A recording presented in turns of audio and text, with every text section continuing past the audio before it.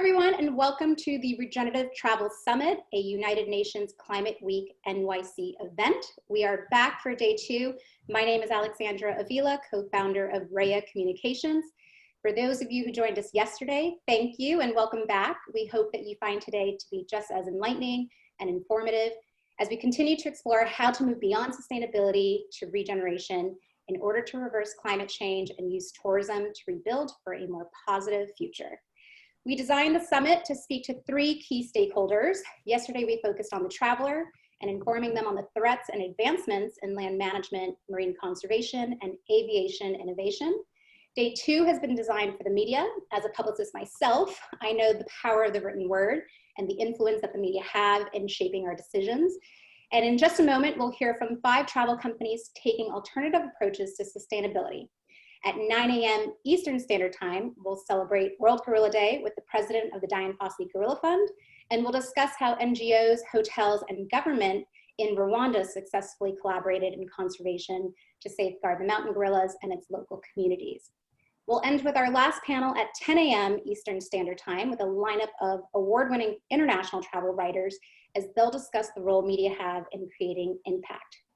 And tomorrow, day 3 will be for the trade. Portia Hart will be back with us tomorrow to introduce the Regenerative Pledge and key metrics of impact for suppliers. They'll explore how regeneration, the environment, and social equality are connected. And lastly, how we can create regenerative travelers. There's still time to register for tomorrow, which you can do so at regenerativetravel.com/summit. And before we jump into our first session, some quick housekeeping. Today will consist of 3 one-hour panels, which will all be accessed on this Zoom link here. In between, we'll have a brief pause to get our next lineup of speakers settled in, so just sit tight. If you have any issues accessing your links, please email hello@regenerativetravel.com. Wonderful, so now that we have all that out of the way, I'm so excited to introduce you to Catalina Mayorga, who will be moderating our first panel. Hola, Catalina. Hi, how are you? Catalina is the founder of El Camino Travel, which is a tour operator focused on connecting travelers to local communities. She's not new to the sustainable space, so we're so happy to have her here. And while travel has been on pause due to COVID, they've recently launched the Clubhouse, an online travel community, which I'm a proud member of, so certainly check them out. I leave you all in great hands. Catalina, take it away. Thank you, Alexandra, and good morning, everyone, or good day. I know we're in all different time zones. As Alexandra mentioned, I am the founder of El Camino Travel, and I am so excited to be moderating this panel that highlights one of my favorite ways to do business, unconventional. And I'm even more excited to hear from our panelists who have been thinking outside of the box when it comes to travel for some time. While the last 6 months have been truly catastrophic on so many levels, I do think there is this amazing opportunity to completely rethink business in the travel industry, where growth was going unchecked and having quite a negative impact on certain destinations prior to COVID.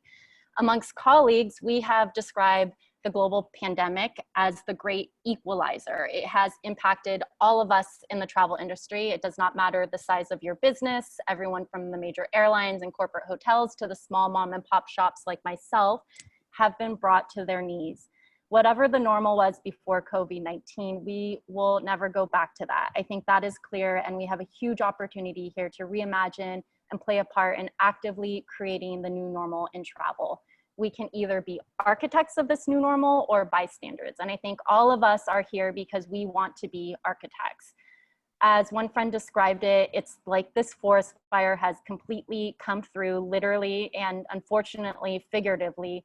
So we need to be thoughtful of the seeds we plant and how we rebuild from the ashes as an industry. I know our panelists have plenty of ideas to share on what those seeds can look like. So on that note, I wanted to introduce each of our panelists.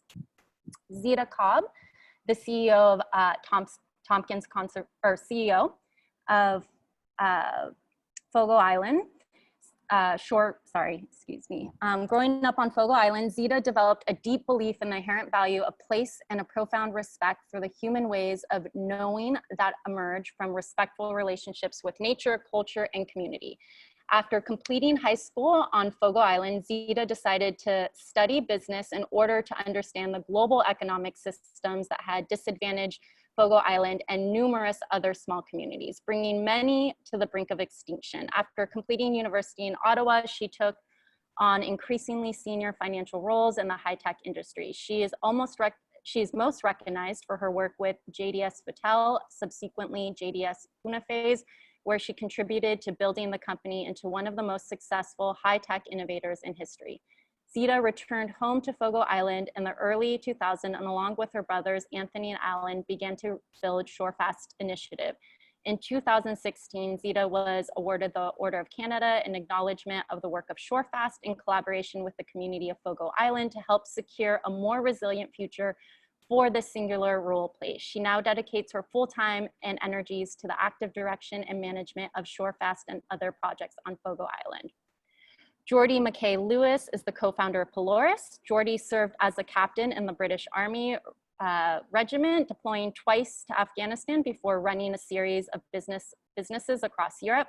Prior to founding Polaris, he spent a number of years as MD of a high-end adventure travel company. Jordy is a fellow of the Royal Geographic Society, a winter mountain leader, advanced diver, paragliding pilot, and skydiver. He has planned and led numerous adventures and yacht expeditions around the world and has a passion for unearthing the lesser-known regions of the planet. Jimmy Carroll is the co-founder of Polaris. The other co-founder of Polaris. Jimmy served as a captain in the British Army regiment with tours to Iraq in 2006 and twice to Afghanistan. He served for 8 years and on leaving was appointed expedition manager for Extreme Everest 2, the largest ever medical research expedition conducted on Mount Everest prior to co-founding Polaris. Jimmy worked as head of marketing and communications for the design studio Winch Design, a world leader in super yachts, private aviation, and architecture. Jimmy is a fellow of the Royal Geographic Society, mountain leader, and advanced diver with a passion for adventure. Kyle Wiggins is the co-founder and CEO of Kateka, a global digital booking platform that connects local guides and operators in emerging markets with world travelers. Kateka partners with over 500 local guides and operators throughout 18 countries in LATAM and has amassed a unique inventory of over 2,500 experiences. Prior to founding Kateka, Kyle served as a community and economic development Peace Corps volunteer in Cologne, Panama, where he focused on building sustainable tourism projects in rural and indigenous communities throughout the country. Kyle received his undergraduate degree from Harvard in 2009 and was born and raised in Dallas, Texas. Milena Stoyanova is the founder and CEO of Positive Travel. She is a passionate traveler. She has lived on 4 continents, and her travels have taken her to over 80 countries and made her acutely aware of the environmental and social issues we are facing. Milena is a firm believer that travel is an eye-opening experience and pushes our boundaries and preconceived ideas of the world. Prior to creating Positive Travel, a research-based organization, Milena worked with several financial institutions and large multinational corporations, including the largest certification company. She started her journey to sustainability in microfinance and later became the head of sustainability in an international company before moving on to travel. And then we have Bill Bensley, architect and founder. Bill Bensley is world renowned for his outstanding, unique, and inspiring award-winning hotel landscape and interior designs and an eye-catching architecture. He is also a concerned conservationist and passionate philanthropist. Bill's philosophy is, besides having as much fun as possible, to help the needy, to educate, help animals, and help the planet via conservation. Bill has seamlessly and brilliantly combined his passions to benefit the environment and communities in which he has created his incredible projects. So thank you everyone for joining us. I wanted to start with Zita because when we're talking about regenerative travel, sustainability, we think often about the environment, and regenerative really also puts communities at the center of it as well, and thinking about communities and how we develop and how we run our businesses. So Zita, while some of our panelists use technology, data, and access to approach sustainability, you come at it from another unique angle, and that's the people and the place. I would love to hear about ShoreFast and its mission to put people and place at the center of the solution. Thank you, Catalina. Maybe I should start by just letting you know where Fogo Island is. It's off the northeast coast of Newfoundland, so the very eastern part of Canada. It's one of the four corners of the flat earth, says the Flat Earth Society.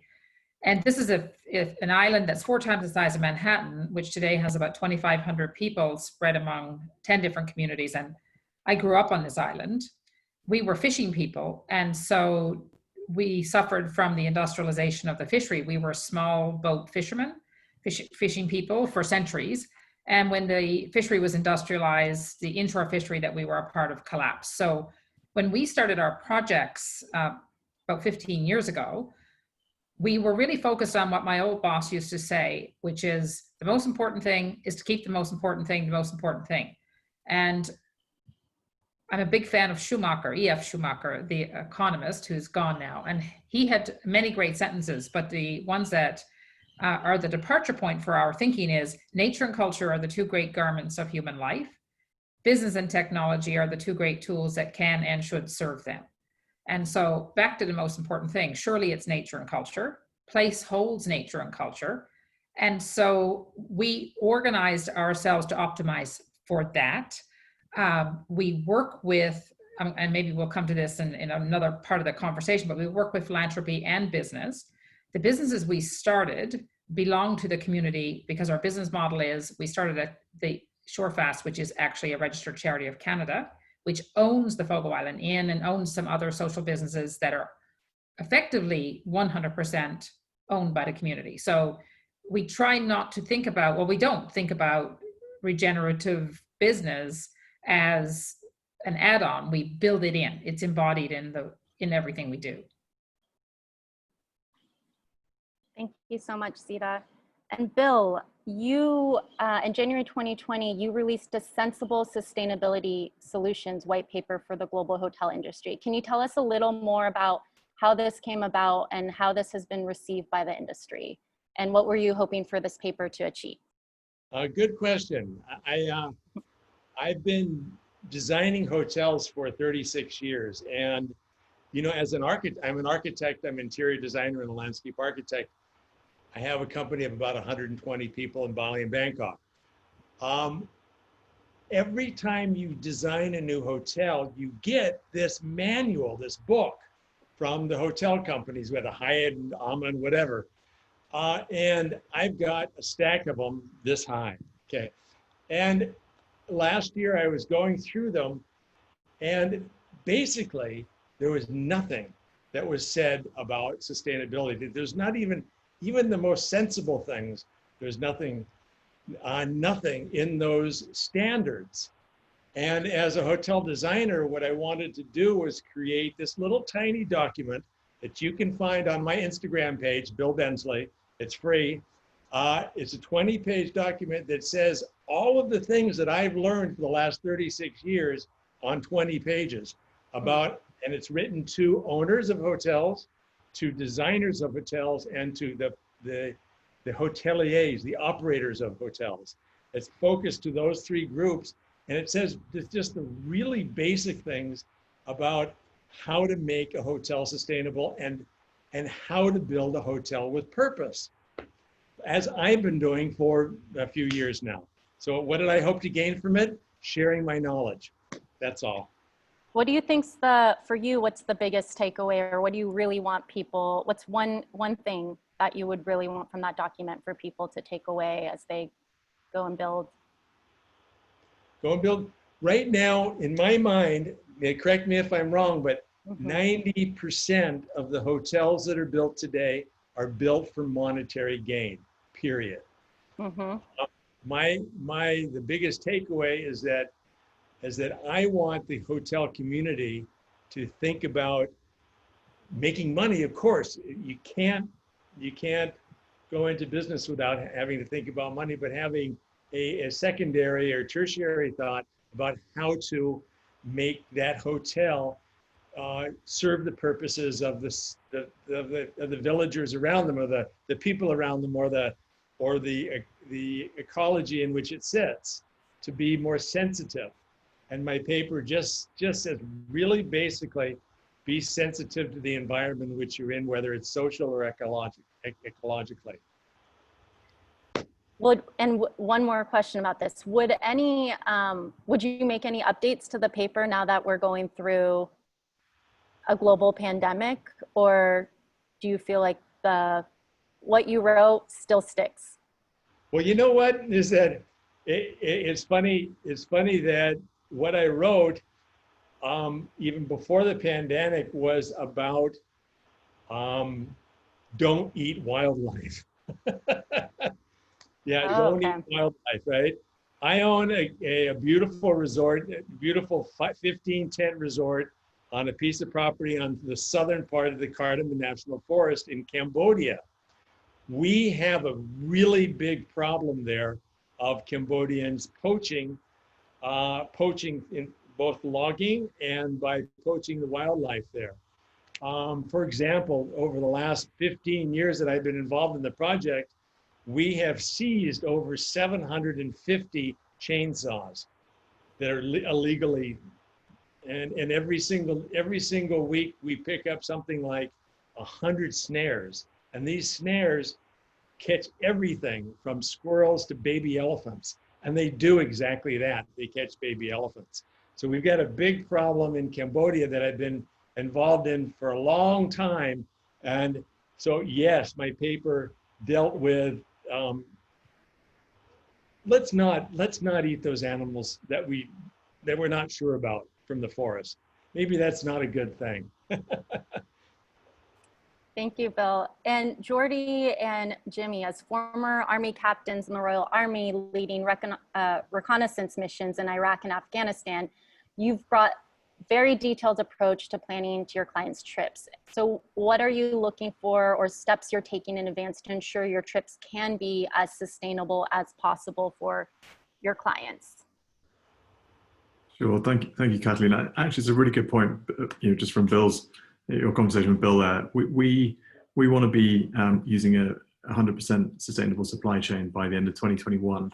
And one of the ways we can do that is by working with or ensuring that we're only using and buying hotels and lodges that have proven sustainability records like Bill's do. So I think if we can ensure that all the buyers out there and companies like ours and tour operators are only working with hotels and lodges and accommodation that are thinking fully sustainably, then I think that goes a long way to changing the mentality of that 90% figure that Bill was talking about. So I think it's really important just to start with that. And if we can set an example, and the rest of the we're a luxury travel company, but just generally just tour operators worldwide to clean out their supply chain and really vet it properly and make that the norm, then I think that will the chain reaction of that would be fantastic. Are you asking questions to your suppliers prior, or how are you doing that vetting when you're planning your trips? So we ask questions prior, and it's not just the accommodation, it's the guides, it's every single person that's involved with that trip, and clearly we want to be working predominantly with local, purely local suppliers, so that we are helping on the social front. But when it comes to both social and environmental needs, we essentially do a vetting process, and they then sign an agreement to make sure that what they've told us is legit. Obviously, wherever possible, we're going to go and see those projects happening on the ground and recce those sites. But by the end of next year, everything that we offer our clients, or our clients should be confident that we've done our due diligence prior to that trip, and also getting feedback from our clients who will want to go and see some of this conservation action, some of the social developments that a lot of our partners are starting to work on now and already working on. So it's a pre-process and it's also post-process, and I think it's going to be a huge challenge because, as Bill said, at the moment you'll be surprised how many conversations we have with hotel chains and lodges who it hasn't even crossed their mind yet, really, and it's still very much greenwashing. So once you say, well, these are the kind of levels that we expect, and if you want to work with us and hopefully work with the industry in the future, this is what you're going to need to do. Some of them are very surprised, and I think they've got 18 months from now or so to get into shape and start those developments. And I think it's perfectly possible for all of that to happen. And And I think it's hopefully something we can, the rest of the industry will follow. Thanks. Jimmy, did you want to add anything to that? I think now is the time, and there's a seismic shift throughout people's psyches to enact change. And some of the negativities of COVID and everything that we've had has also created some positivity and people realizing that it's a fragile world. And you can see that from just places like India and being able to see the Himalayas from Delhi for the first time when lockdown was in. And enlightening people that actually they need to make a change and affect that change. But also travel comes in for a lot of stick quite a lot of the time for people flying around the world and carbon footprints and all of that. But actually we can have a hugely positive impact across many levels, as Geordie said, on a social level, generating jobs and incomes, but also bringing awareness and then change to the plight of species in certain parts of the world, or environmental impact as well. And I think we have a client that we're building a trip for Antarctica right now, and he just doesn't want to go there to just see it as a voyeur. He wants to go and have an experience which is actually feeding back and actually bringing scientists and having a scientific element and a research part to that trip. I think we're very privileged that we're able to work with clients like that. And they're coming to us. It's not just us pushing them. And that is certainly a shifting mindset in the clientele. And so, yes, they are traveling a long way. They are using incredible assets, yachts and other things, but also we're enabling scientists to go and do research and study areas which they may not necessarily have the resources to do, or the ability to do it through funds and income as well. So it can be incredibly positive on that front. Thank you. And Kyle, you take a very technological approach to your impact, your social and environmental impact, and by making things more accessible. So can you tell us more about what you guys do at Kateca and how you are linking up with the, as we used to call in international development, really the last mile suppliers, the people on the ground who truly make the experiences unique and different? Yeah, absolutely. So with Kateca, our company, it started out of my co-founders and my Peace Corps experience as community economic development volunteers in Panama. And so we were working with rural and indigenous communities and building sustainable tourism operations, and basically realized that due to a lack of technology and resources, while those communities were able to build really amazing operations that travelers loved, other Peace Corps volunteers loved, anybody who actually found out about them, would highlight as the best part of their trip. They were often forced to partner with large companies like cruise ships and other companies that would take up to 90% of the revenue for every traveler that would go into the community. And so because of that, we thought, there was probably something more that we could do to help empower those communities to be able to have a more direct connection with travelers. And so that's where Kateca was born out of. So the foundation of Kateca has always been to get widespread direct distribution for those last mile operators, right? The local guides and operators that are actually on the ground. The way to do that was for us to leverage our access and our ability, technological ability, and kind of bridge the gap between those operators, local guides and operators, and the travelers that are seeking to do those types of authentic, rural, indigenous, or just really authentic urban experiences. So our whole kind of thesis is that if we can build technology products that are specifically designed to meet the needs of local guides and operators in these parts of the world, in emerging markets, it would lead to greater distribution, wider participation in terms of digital marketing and transactions for these local guides and operators, and then lead to them actually benefiting from tourism the way that they should.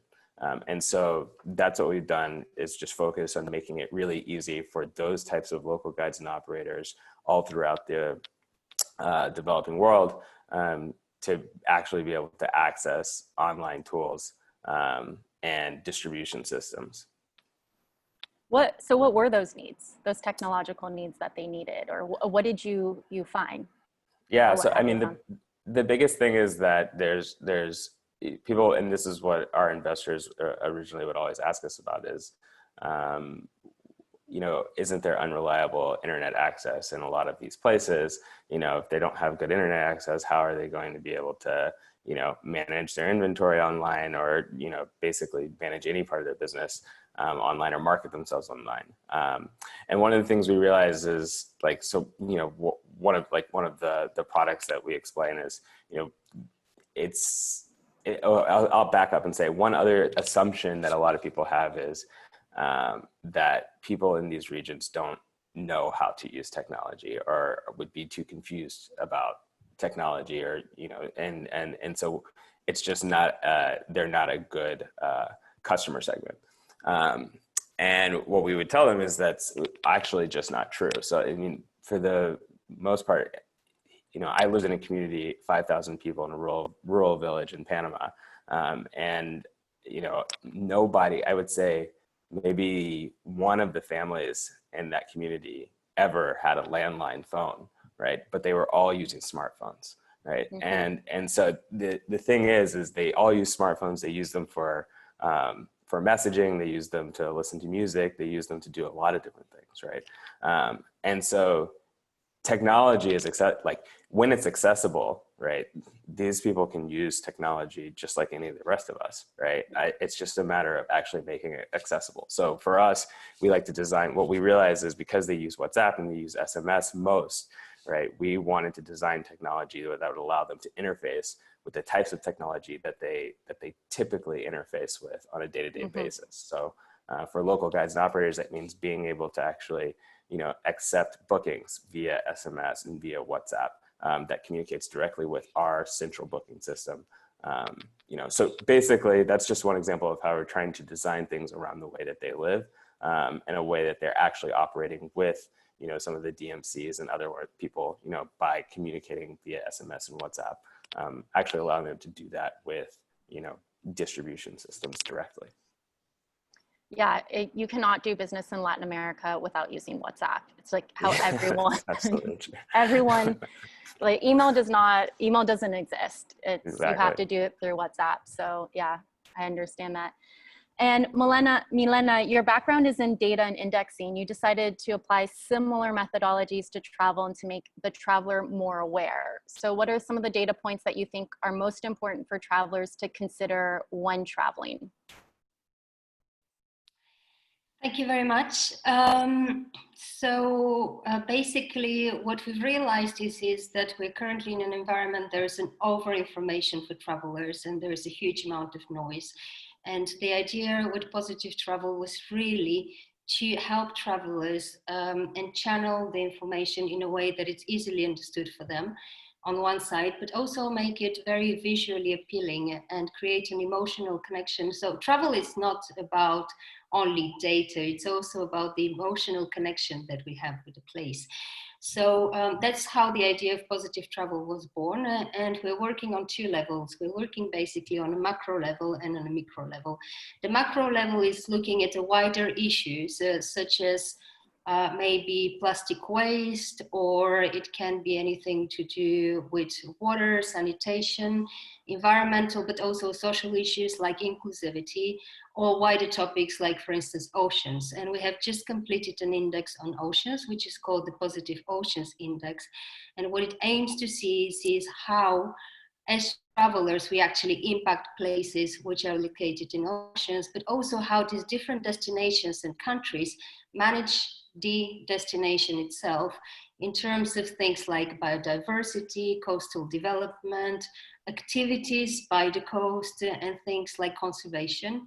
And we've created the index on one hand to help travelers to be able to understand what is the impact when they go to these places, but also to be able maybe to select places based on that. And also on the other hand is also to encourage destinations to do things about these particular issues. So that's the macro level. On the micro level, what we do is we link the larger indexes and the larger data. We link them to what we call mystery guests. So it actually go to places, activities, hotels. It can be anything which is related to travel and leisure. And we check them on a mystery guest basis according to principles which are environmental, social, and obviously economic, which is related to the local economy. And we rate all these properties. So we link the two levels. So when actually travelers can go to places, they can choose on one side how they want to travel. We give them also the tools to choose the destinations and to choose the activities.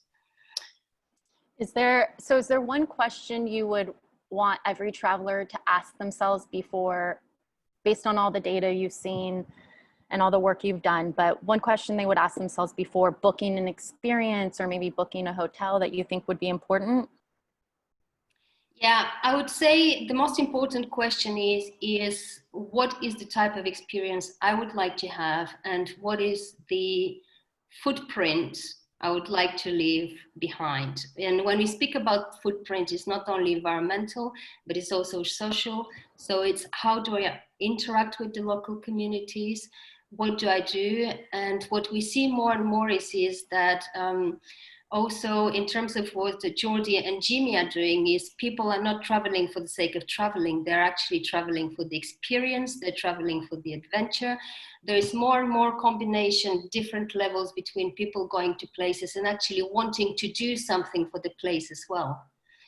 Like contributing maybe through to a beach cleanup, or contributing to a local community by doing handicrafts, contributing also to planting corals and so on. So I would say it's really that particular aspect where you actually combine your leisure activities with your personal beliefs and values. Mm-hmm. Yeah. I was talking to a friend the other day, and in trying to really think about sustainability or regenerative travel, realizing that maybe I won't get to my bucket list places in my lifetime if I truly want to be think about my impact on various communities in the world as a whole, that what I want and what my desires in travel really might not line up with what the travel industry needs, and just coming to terms with that and actually being okay with that as well, and understanding that it's much bigger than just myself. So yeah. But there's also, just if I could add one thing, it's not only about bucket list, and you hit the nail on the head. If you look at the way things are developing at the moment in media, social media, there is a lot of talk about bucket lists and wish lists. And we have to understand that there are different ways of doing this. A destination, it doesn't have a singular face. There are different ways of doing it.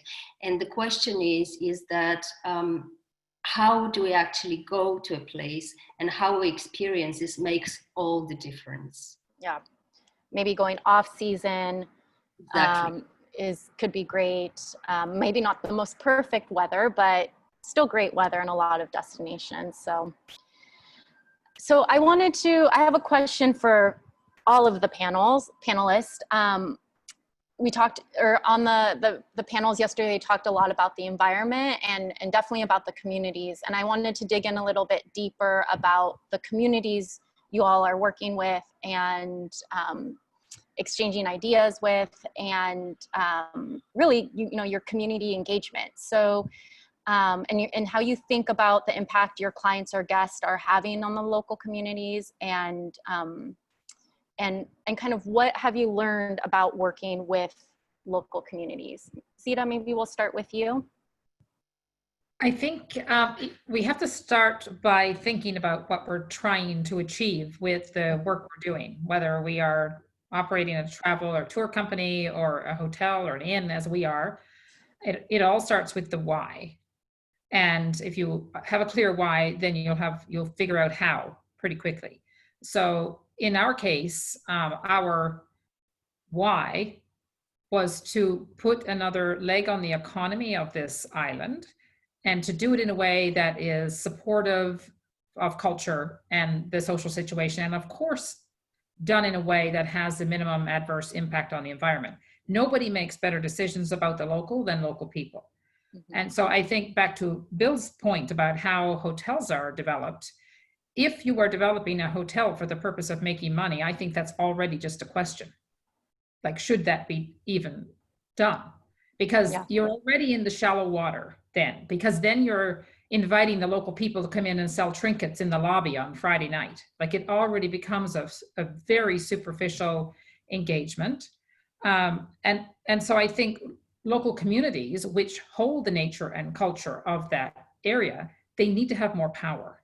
They need to have in the determination of what gets built and how it gets operated. And one of the things that we've been super focused on is, there's an enormous industry and it's growing around certifying properties as being good or bad or all of this. Can we just stop all of that and work instead on a kind of radical transparency? And the most radical transparency has to be about, where does the money go? And that's simple as that. You know, I'm so tired of arriving at properties and who would then encourage me to give money to the local school. Build it into your business model. And so we've developed a thing which I wish I could put up. We call it an economic nutrition trademark. We just basically use the same format as the food nutrition label, which everybody's used to reading. And we simply tell you, for a stay at our inn, or if you buy furniture from our wood shop, for everything we sell, we break it down in excruciating detail where the money goes.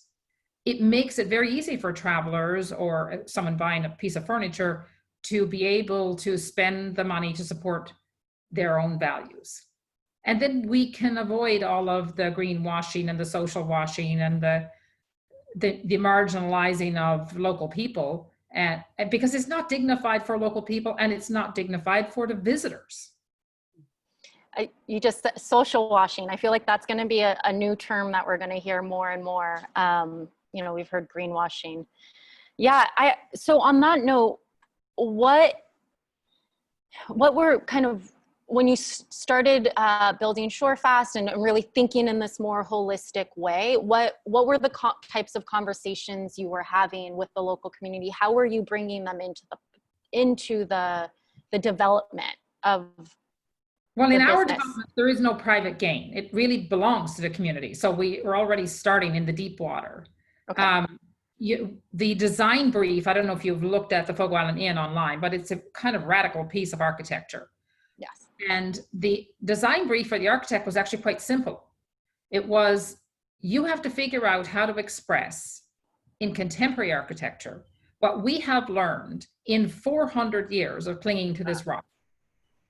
Because we really believe that architecture and design has a really powerful role to play in cementing relationships, in helping people understand how they belong to the world, because we're in a relationship with the past and the people who came before us. That historical labor and that historical experience needs to be brought into the present and carried forward.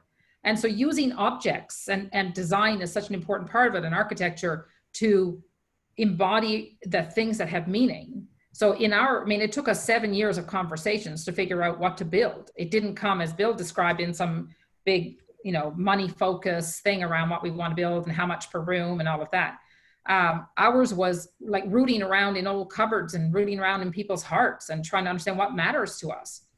It's basically called asset-based community development. Mm-hmm. And their questions of asset-based community development are actually quite simple. What do we know? What do we have? What do we love? What do we miss? And what can we do about it? How do we build that into an inn? How do we build that into a business model? And how have your guests at Shorefast responded to this? What are the comments you're hearing from them with this type of approach? The people who've come and stayed with us, it's a thing about Newfoundland and Labrador anyway. It has a kind of a charisma that's difficult to express. But I think when you experience wholeness, you just feel whole in yourself. And I think people feel given back to themselves. I mean, we all understand that the quality of our understanding of anything is the quality of our attachment to that thing or that place. And the quality of our understanding drives the quality of our relationships, and the quality of our lives is the quality of our relationships. So I would say most people who come and experience the island, which is whole unto itself, and an inn should be a perfect mirror for the place it's in and should make it stronger. I think when people experience that, they look at their own lives differently and think about their own relationships and their own attachments. And the number one thing everybody can do every day is, for every dollar you spend, demand to know where it goes. Mm-hmm. Yeah. And it's more important than ever, especially given the global pandemic, of just your dollar, you vote with your dollars at the end of the day. And if you want these amazing, authentic experiences and such special destinations, you have to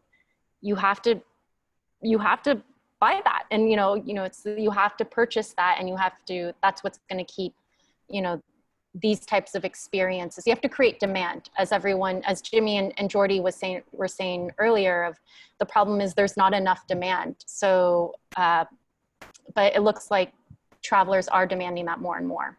I think just for everything you do, ask the operators. I mean, supply chains, it's all there on the economic nutrition label. Ask them to give you an economic nutrition label for the thing they're selling you. Okay, great. Thank you for that resource. Yeah. Interesting point of time with what Milena was saying about traveling with purpose. And so if you ask the clients what they want to achieve out of their experience from the very beginning, and you whether it's conservation, whether it's something completely different, I think building that in from the time the client picks up the phone, that initial conversation, one of the first questions you should be asking is, what do you want to give back? What's the purpose of this experience and this trip? And then we're going to make sure that you've got total transparency, so you know exactly where your dollar's being spent, but also you can come away knowing that you've given something back. It should just be built in now, from now on, into the mentality of travel in every sense. And I think it's not difficult. It's not difficult to do that. I think it's and even if they don't want to give something back, you say, well, part of your trip will be giving back, and whether it's the team on the ground or whoever you interacted with, whether they do something on your behalf if you don't want to take part of it yourself, but it will be done. And so there's just a percentage and an element of every experience which is a plus gain for the local economy or the local environment. I think you bring up a good point, in the sense that as operators or hotel owners, that we also need to be helping our clients and guests think bigger about travel, and helping them to better understand what are the questions they should be asking, whether it's with you or they go on another trip. And so there is, some sort of responsibility on our end to help the travelers to start thinking in that way as well, because we're setting the precedent, and we're the ones leading. So, Bill, what would you add to that about, are there any lesson learns that you've taken away from working with local communities, and how to best engage them in your projects? Well, yeah, I can talk for about 4 or 5 hours on this subject. But when we started Shintamani Wild in South Cardamom National Forest in Cambodia, there was and there still is, there's no other hotels around there.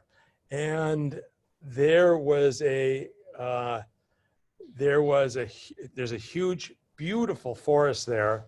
And about 10 years ago, there was an auction for a large part of that that we participated in, and they wanted to sell that part of the national forest as a titanium mine. So we went there, and we managed to cobble together the money, and we got it. It's about the size of Central Park in New York, or even bigger. And there's a small little community there called Timor-Rung. And the vast majority of the people of Timor-Rung were loggers, and they were hunters. So they would go in from the south and go all the up to perhaps the north, and they would take out the wood, gradually by ox cart. And they would also take out anything that they can find that moves. We, 7 years ago or so forth, we opened a small camp, 15 rooms, very, very high end, low yield, no high yield, low impact on the environment. And we've employed about 75% of our employees are from that village. And most of those people used to hunt. They used to log, and they used to, so now those people have an alternative way of living. And it's sort of an African scenario, but it happens also in Southeast Asia. And all the people that come, very wealthy people that come to visit us and stay in our tents, it's $2,400 a night. It's expensive. Mm-hmm. We build into that. They never know about it. About 10% of what we bring in goes towards working with Wildlife Alliance, which is about 115 person private army with AK-47s. This is serious shit. AK-47s that they patrol the forest every single day, pick up chainsaws and all the things that destroy the forest. So last 7 years or so, we've been able to keep it intact. Now we've got gibbons coming back. We found a slow loris last week that we've never seen before. The terrapins, which are the terrapin turtles, they're coming back as well. Many of the endangered. So it's about vigil, even during this period where we have no foreigners. The Cambodian people, the rich and wealthy Cambodian people, have been giving us buyouts. So we've been able to, thank goodness, we've been able to keep the soldiers intact and the poachers and so forth at bay.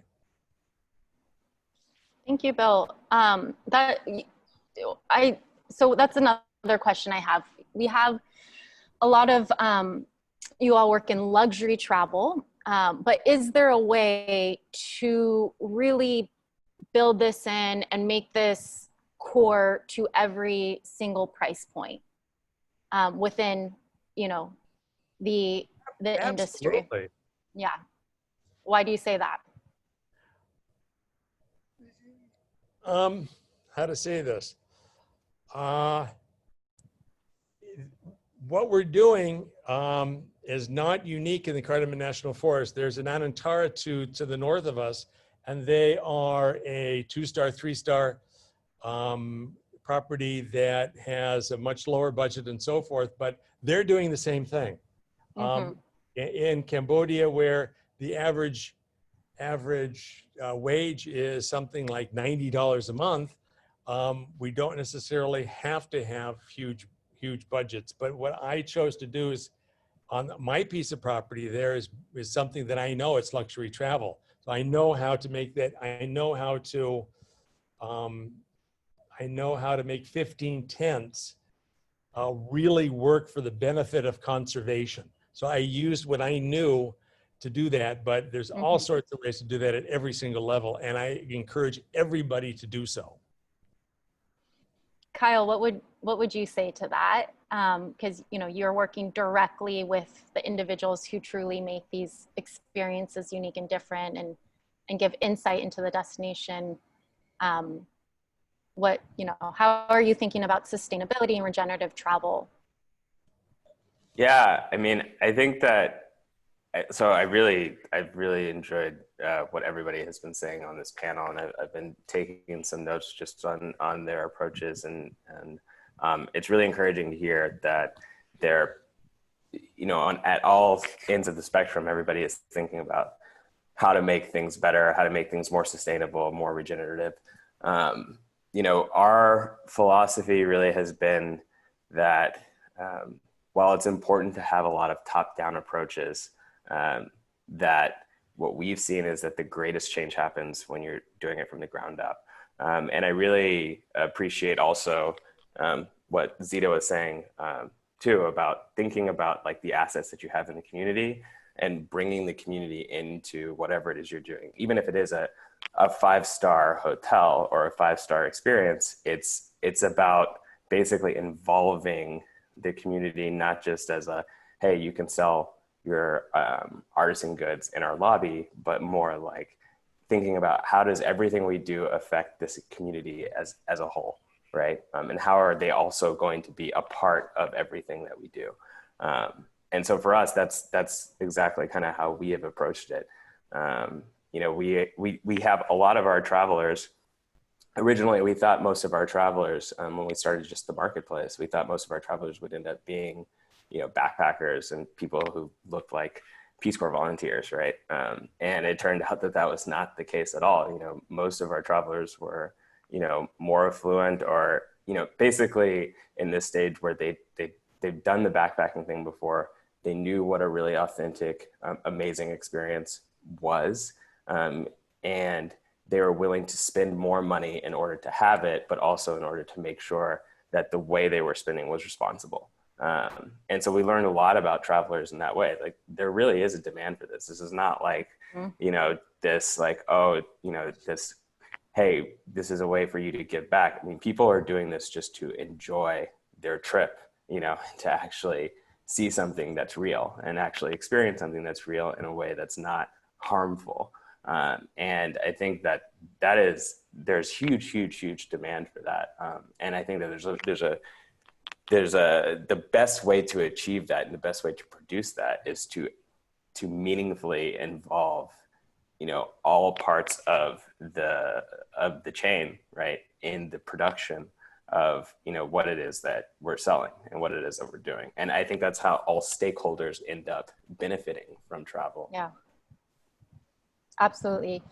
I come from travel, from the community organizing experience. I had no intention of starting a travel company, and really was able to leverage a lot of those skills. And I think one of the most important things when you are creating these experiences that travelers are wanting and they are willing to pay good money for, is ask the community what they want. Like, listen, ask questions, and really understand the values of the community, what's important to them, before you even start putting a business plan together and how you're going to work with them. And even them feeling heard is buy-in from them, because they feel that you are asking the questions that are important to them. You are putting them at the center of your business, and that is absolutely critical. And I think the first step in any project. So that's great to hear.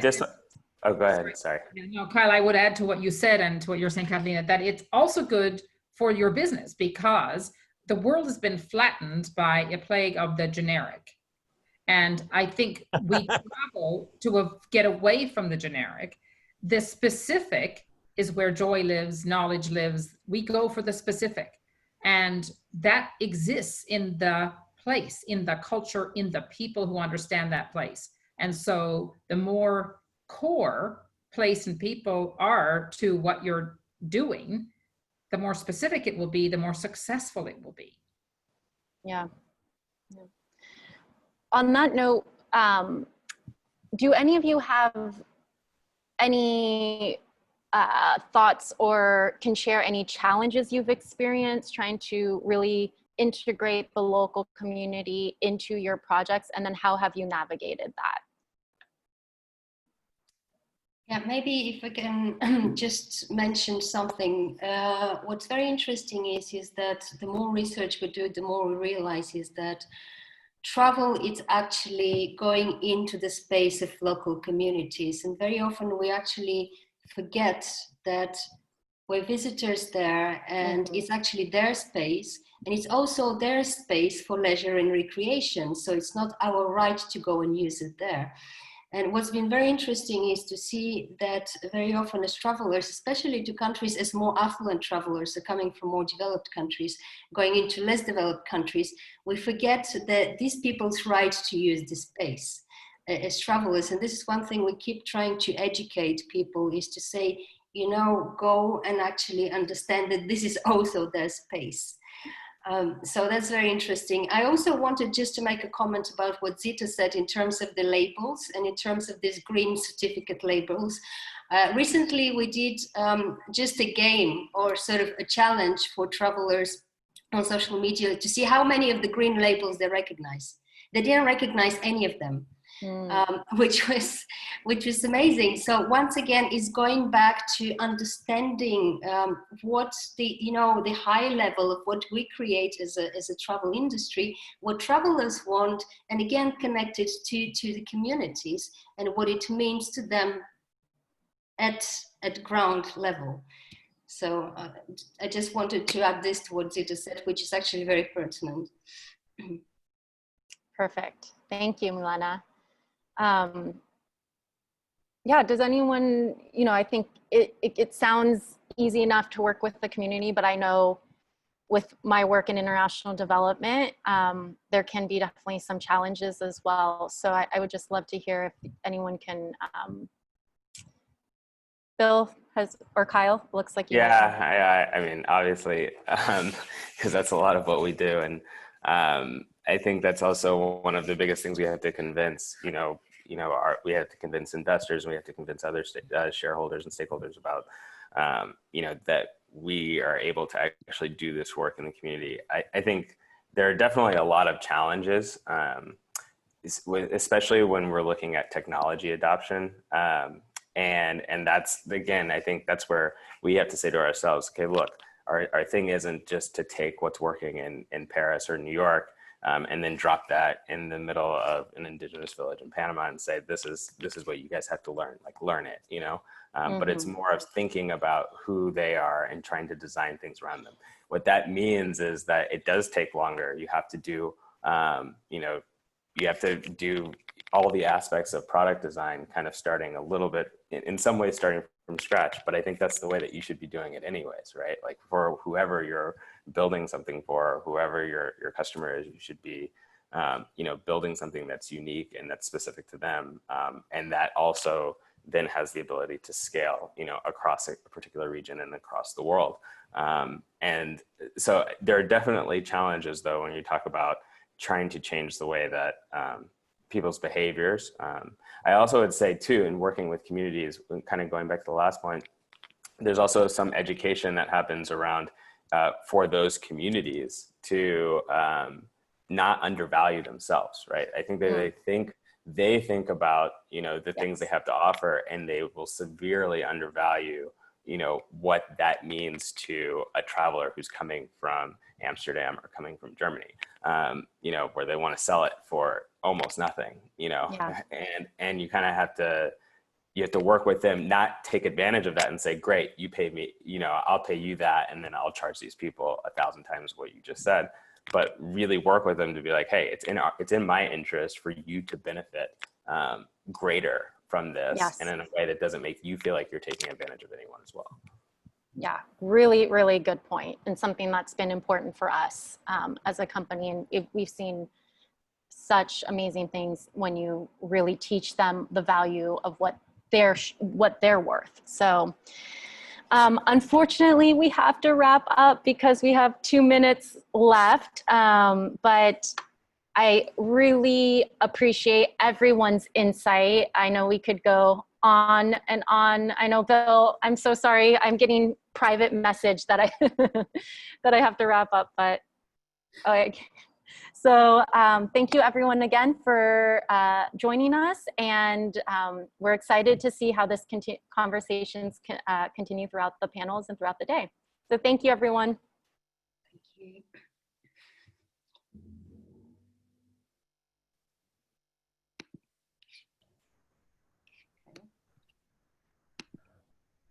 Milena, I wanted to ask you. Yes. You're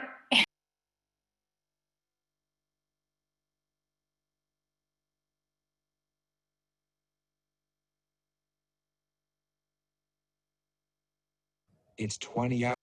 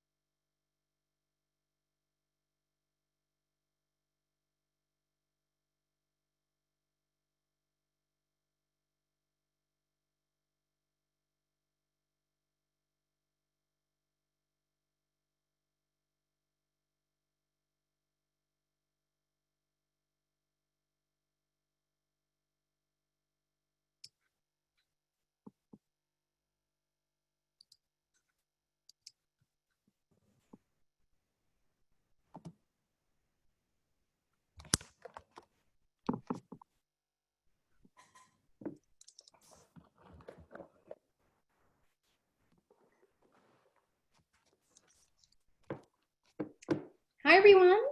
Morning. Welcome back. Thank you to Catalina and our last panel for their commitment and to sustainability and their practices. Their approach is truly inspiring and something for travelers to seek out and for suppliers to adopt. For our next panel, I am personally very excited to be moderating this one myself. Our panelists are no strangers to me, as I've been working with them over the last 4 years to share their incredible work and their journey to the media. So I'm honored to introduce you to our panel. We have Eugene Mutangana. He previously headed the Department of Conservation at the Rwanda Development Board and now acts as their conservation management expert. He has vast tourism and conservation experience, especially in boosting the socioeconomic development in Rwanda. He's focused on conservation models that lead to self-sustainability of Rwanda's protected areas and its biodiversity. We also have Dr. Tara Stonsky. She serves as the President, CEO, and Chief Scientific Officer for the Dian Fossey Gorilla Fund. Prior to taking on the role of CEO in 2014, she worked with the Fossey Fund for 13 years in a scientific capacity. Tara has studied gorillas for more than 2 decades and is the author of over 100 scientific publications and books. She also serves on a number of leadership positions with the conservation, primate, and academic communities. And we also have Praveen Maman, who's the founder of Volcano Safaris and is one of the pioneers of great ape tourism in Uganda and Rwanda. Praveen grew up in Uganda, but later moved to the UK, where he started his career as a political and policy advisor in the European Union and British government. He later returned to open Virunga Lodge in a post-genocide Rwanda and 3 lodges in Uganda. Welcome to you all. Hi, everybody. Good morning. Thanks for having us. Of course, great to Thank see you. everybody. Eugene, I want to start with you. We're so happy to have you with us, especially as we know today is a very busy day in Rwanda. Simultaneously, we have 24 baby gorillas being honored and getting their names in Rwanda's annual naming ceremony. And I believe this is the 15th year, which really shows us the type of relationship that Rwanda has with its gorillas. Eugene, can you tell us a little bit about what that relationship is between the Rwandese and the gorillas, and what is that relationship that they have that's so unique? Yeah, thank you so much. Of course, Rwanda being a host of the mountain gorillas, a unique species, of course. Rwandans in the past never gave much value to gorillas. But it's when the Rwandan government realized that there's much potential, both ecological and economically. And yes, when we started actually seeing how much the giant gorillas, how much they can contribute to our economy, Rwandans started realizing and giving it much time. And of course, also with more initiatives that were developed together with our partners of giving incentives, the sharing revenue to our communities, leave alone that much that goes into the government pool, but there is 10% now, but began as 5% in 2005, that actually, people started seeing how these protecting these mountain gorillas. So that built a very strong relationship. And then also in our conservation strategies, we realized that we can't do without involving communities. So that gave them empowerment and realizing that together we can achieve much. So from then, the relationship has been very strong. Wonderful. That's great. And I love that the naming ceremony has become also a tourism attraction where travelers are now wanting to get involved and be there and witness this. So that's fantastic. Tara, hi, happy World Gorilla Day. Yes, happy World Gorilla Day to everybody. This day comes so quickly every year, but I think for all of us, really, World Gorilla Day is sort of every day. Exactly. We're so committed to the cause. It's incredible that this naming ceremony is for 24 baby gorillas, and for those not familiar with the history of the mountain gorillas, they may think, what's the big deal, 24 gorillas? But I mean, if we really look at the start of the work that the Dian Fossey what she was doing, we've come a long way. So you're probably the best person to maybe take us back a little to when she first started her work.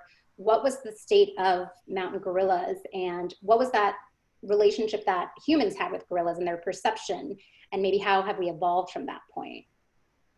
Yeah, thanks so much.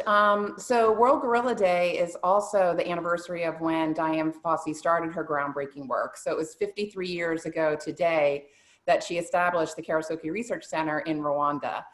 So we're very proud to have both of those things connected, and now to have the baby gorillas named. It's just a very special day for all of us that love gorillas and love Rwanda.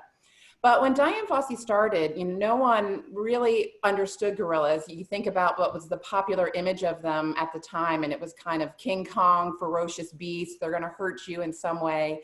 And I think that's one of Dian's biggest legacies, in that the work that she did to study and protect them, dedicating her life to them, really changed the way people perceived them.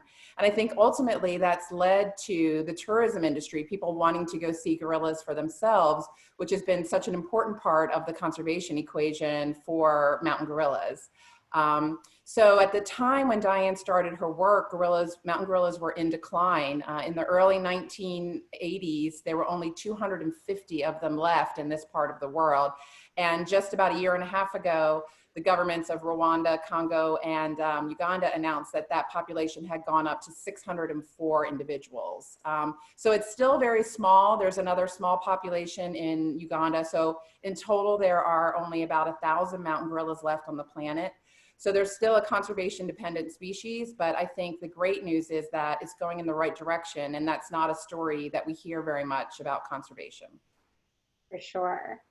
And Tara, Dian Fossey was to gorillas what Jane Goodall is to chimps. However, she's maybe less known, and that's partially due to her young death in 1985. She was only 53. So her life's work was kind of cut short, and Jane being, continuing her incredible journey till this day is fantastic. But how has the Dian Fossey Gorilla Fund and the Karasoke Research Center kept Dian's legacy and work alive? Can you tell us about what your organization's approach is in taking over that work? Sure, yeah. We're very proud to be the world's longest running and largest organization that's entirely dedicated to gorilla conservation. So as I mentioned, we were established in 1967, so we're celebrating 53 years this year. And we work under the auspices of the Rwandan government. They lead all the conservation activities in the country, and we work very closely with them. But we have modeled sort of our conservation approach around 4 basic pillars. The first is daily protection, so helping the Rwandan government in their protection activities, making sure that each and every gorilla is checked on every day and is safe and healthy. The second is scientific research, so that's the reason Dian went there in the first place, is to really study and understand these animals. And much of what we know about gorillas in general has come from research out of Rwanda and the Rwandan gorillas. And then the other 2 areas we focus on, and Eugene referenced this as well, is what we call the people side of conservation. So knowing that humans are intimately linked to conservation. So we focus a lot on building the next generation of conservation leaders. So working with institutions of higher learning in Rwanda to train young Rwandans who are interested in conservation careers. And then also helping to support local communities, just like the park does. So trying to address basic needs that local communities have. And I think we're very proud that it would have been very easy for this organization to kind of fade off after Dian's death, but through the commitment of a lot of people over a number of years and the partnership with the Rwandan government, we're still going strong.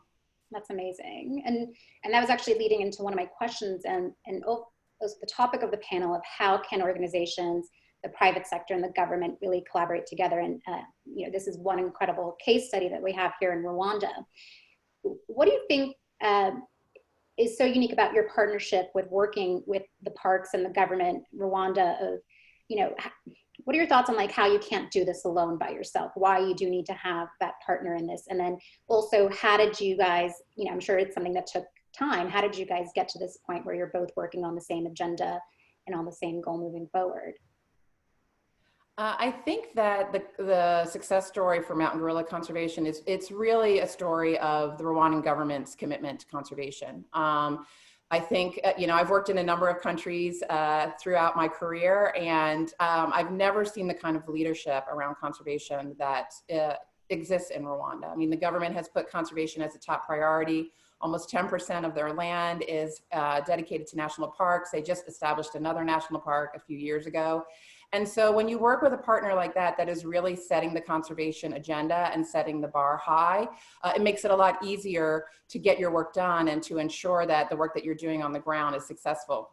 So I think it is an incredible partnership that the private sector with hotels like Virunga Lodge and Praveen's organization and other hotels that are based in Rwanda, as well as the government, and then a number of conservation NGOs. We are just one of many that are working on the ground to help ensure, you know, conservation success. And again, as I referenced earlier, I think this is why mountain gorillas are such a unique conservation success story. But ultimately, the leadership comes from the top.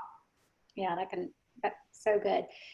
Eugene, then this is a great question to bypass back to you. As Tara said, Rwanda has such a commitment to conservation, but can you tell us when did that start, and when did, you know, the conservation of mountain gorillas become a focus? Can you take us back a little bit in history, because obviously the 90s, the country was, you know, unfortunately dealing with the genocide and that recovery. When did conservation become the focal point and the solution to rebuilding? Tell us a little bit about that. Thank you so much, Alexandra. Building on Tara's highlights on conservation efforts by the Rwandan government. Right after the 1994 Rwandan Tutsi genocide, Rwanda was rebuilding herself, and Rwanda chose, among other sectors, to give a priority to conservation and ecotourism. And it started by, of course, putting up a management authority, reviewing of policies. Volcanoes National Park, among other parks, is managed under a 10-year management plan as a management tool. And that, you know, empowered conservation. And of course, that is government having realized that there's much potential that can, conservation and tourism together can contribute to the economy. Yes, that also concentrated efforts led us to actually get together with the potential partners. Karisoke Research Center being one of the pioneers in conservation organizations, IGCP, AWF, Gorilla Doctors, and then also, of course, not forgetting the private sector that saw it as an opportunity, and you know, tourism conservation funds rely on money generated by tourists, from tourists. So much appreciation, like Praveen, whose lodge I think was one of the first lodges to be established close to volcanoes. So that gave a rise to increment of gorilla numbers, shooting from, for example, a number, giving numbers, shooting from 2010, gorillas were 480. And most recent census counted 604 in the Virunga Massif. So with other initiatives that, together with our partners like Kwitizina event, it became one of event flagship events that gives enormous global awareness, but also back on the ground, empowering a great monitoring of mountain gorillas. So, that's how conservation and ecotourism began in Rwanda. It's from rebuilding the country, selecting most sectors that can contribute to the economy, and of course, we wouldn't achieve that if we never had the right partners. So that's what I would say, Alexandra. No, that's incredible that it's even come that far, and what a success model it's been. You mentioned earlier about how 10% of the permit fees go back into the local communities, which is obviously very incentivizing for the country and to get people behind this sort of tourism. Can you describe a little bit more into detail what types of projects this 10%, these funds go into, so that travelers understand really how their funds are trickling down to the right initiatives? Right in 2005, we initiated a program, a revenue sharing program. And this, of course, it's a government policy, but we harnessed it with partners.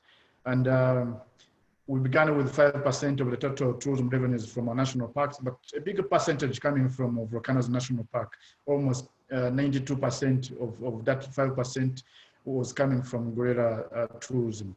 And then later on, 2017, as we doubled the gorilla permit, we also doubled the 10%.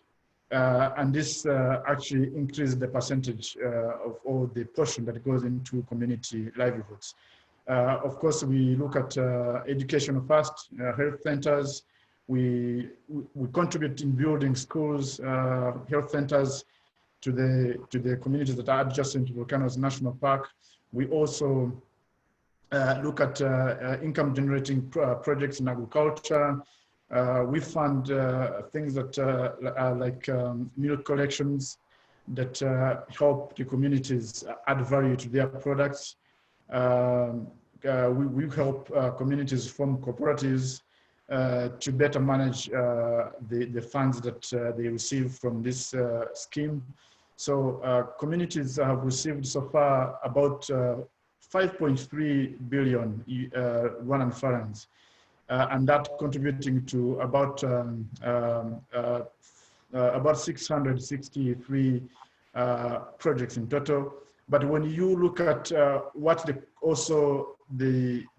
organizations that we work with have contributed to, that comes to almost close to 7 billion Rwandan francs. That is almost about 6.5 million US dollars, contributing to almost 700 total projects into communities. You can imagine how that changes their lives, creating jobs, generating more income into their pockets, and realizing the importance, of course, of gorillas.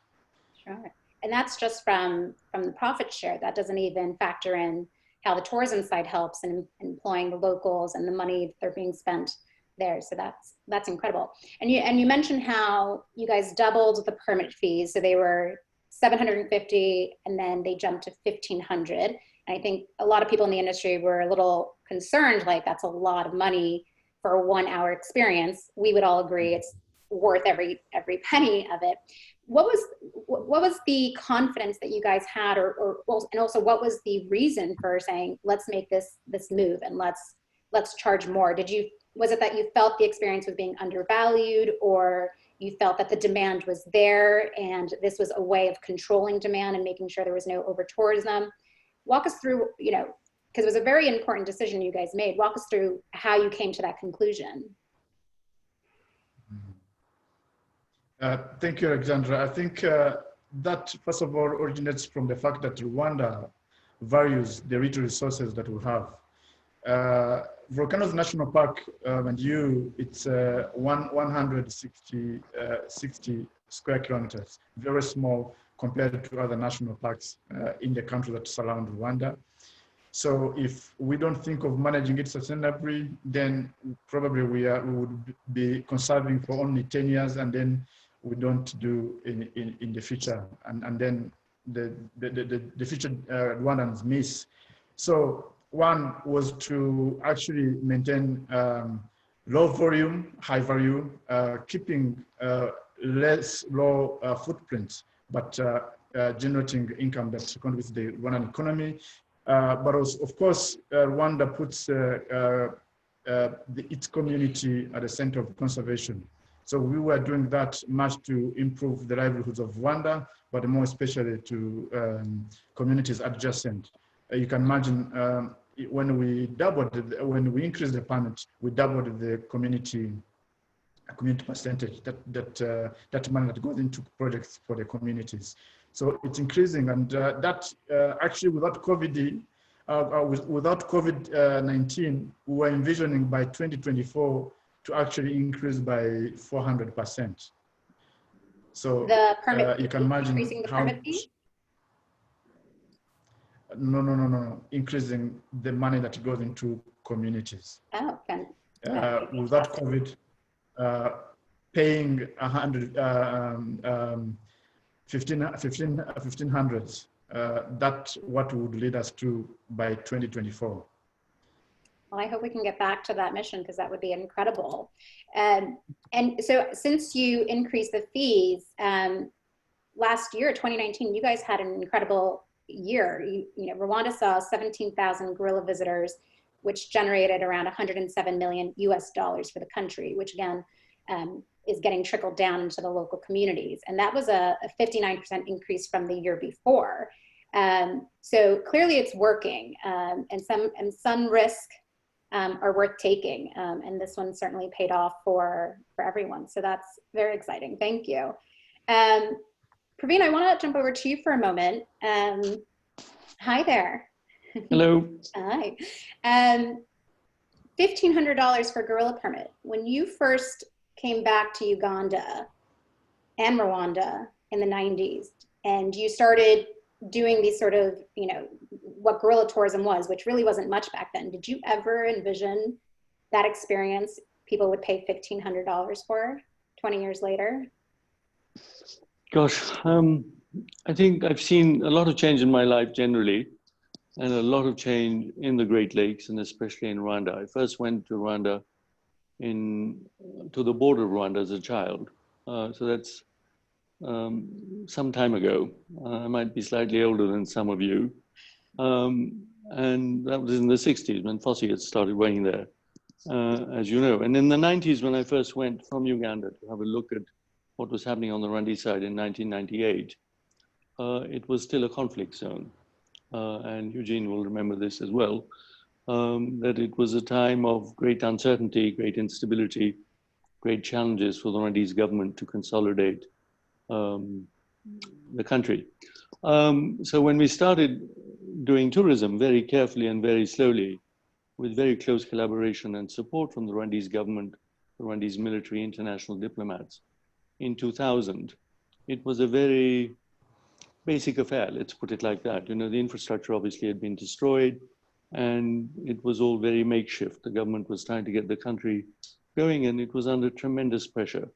But they were very generous and supportive of what we were trying to do as the first international company trying to do this on a regular basis. So at the time, you just sign a gorilla permit, basically standing in the rain outside the prefect's office, outside the local mayor's office. And I think, Eugene, probably in 2000, the permit was something like $250. I can't remember the exact figure now, I'd have to look it up, but it was that sort of range. So exactly as you say, sorry? It was 250. Yes. So from that to 1,500, as you say, could you really imagine it? Answer no. Could you imagine the change in Rwanda, the change in the stability of the country and the way it's moved forward?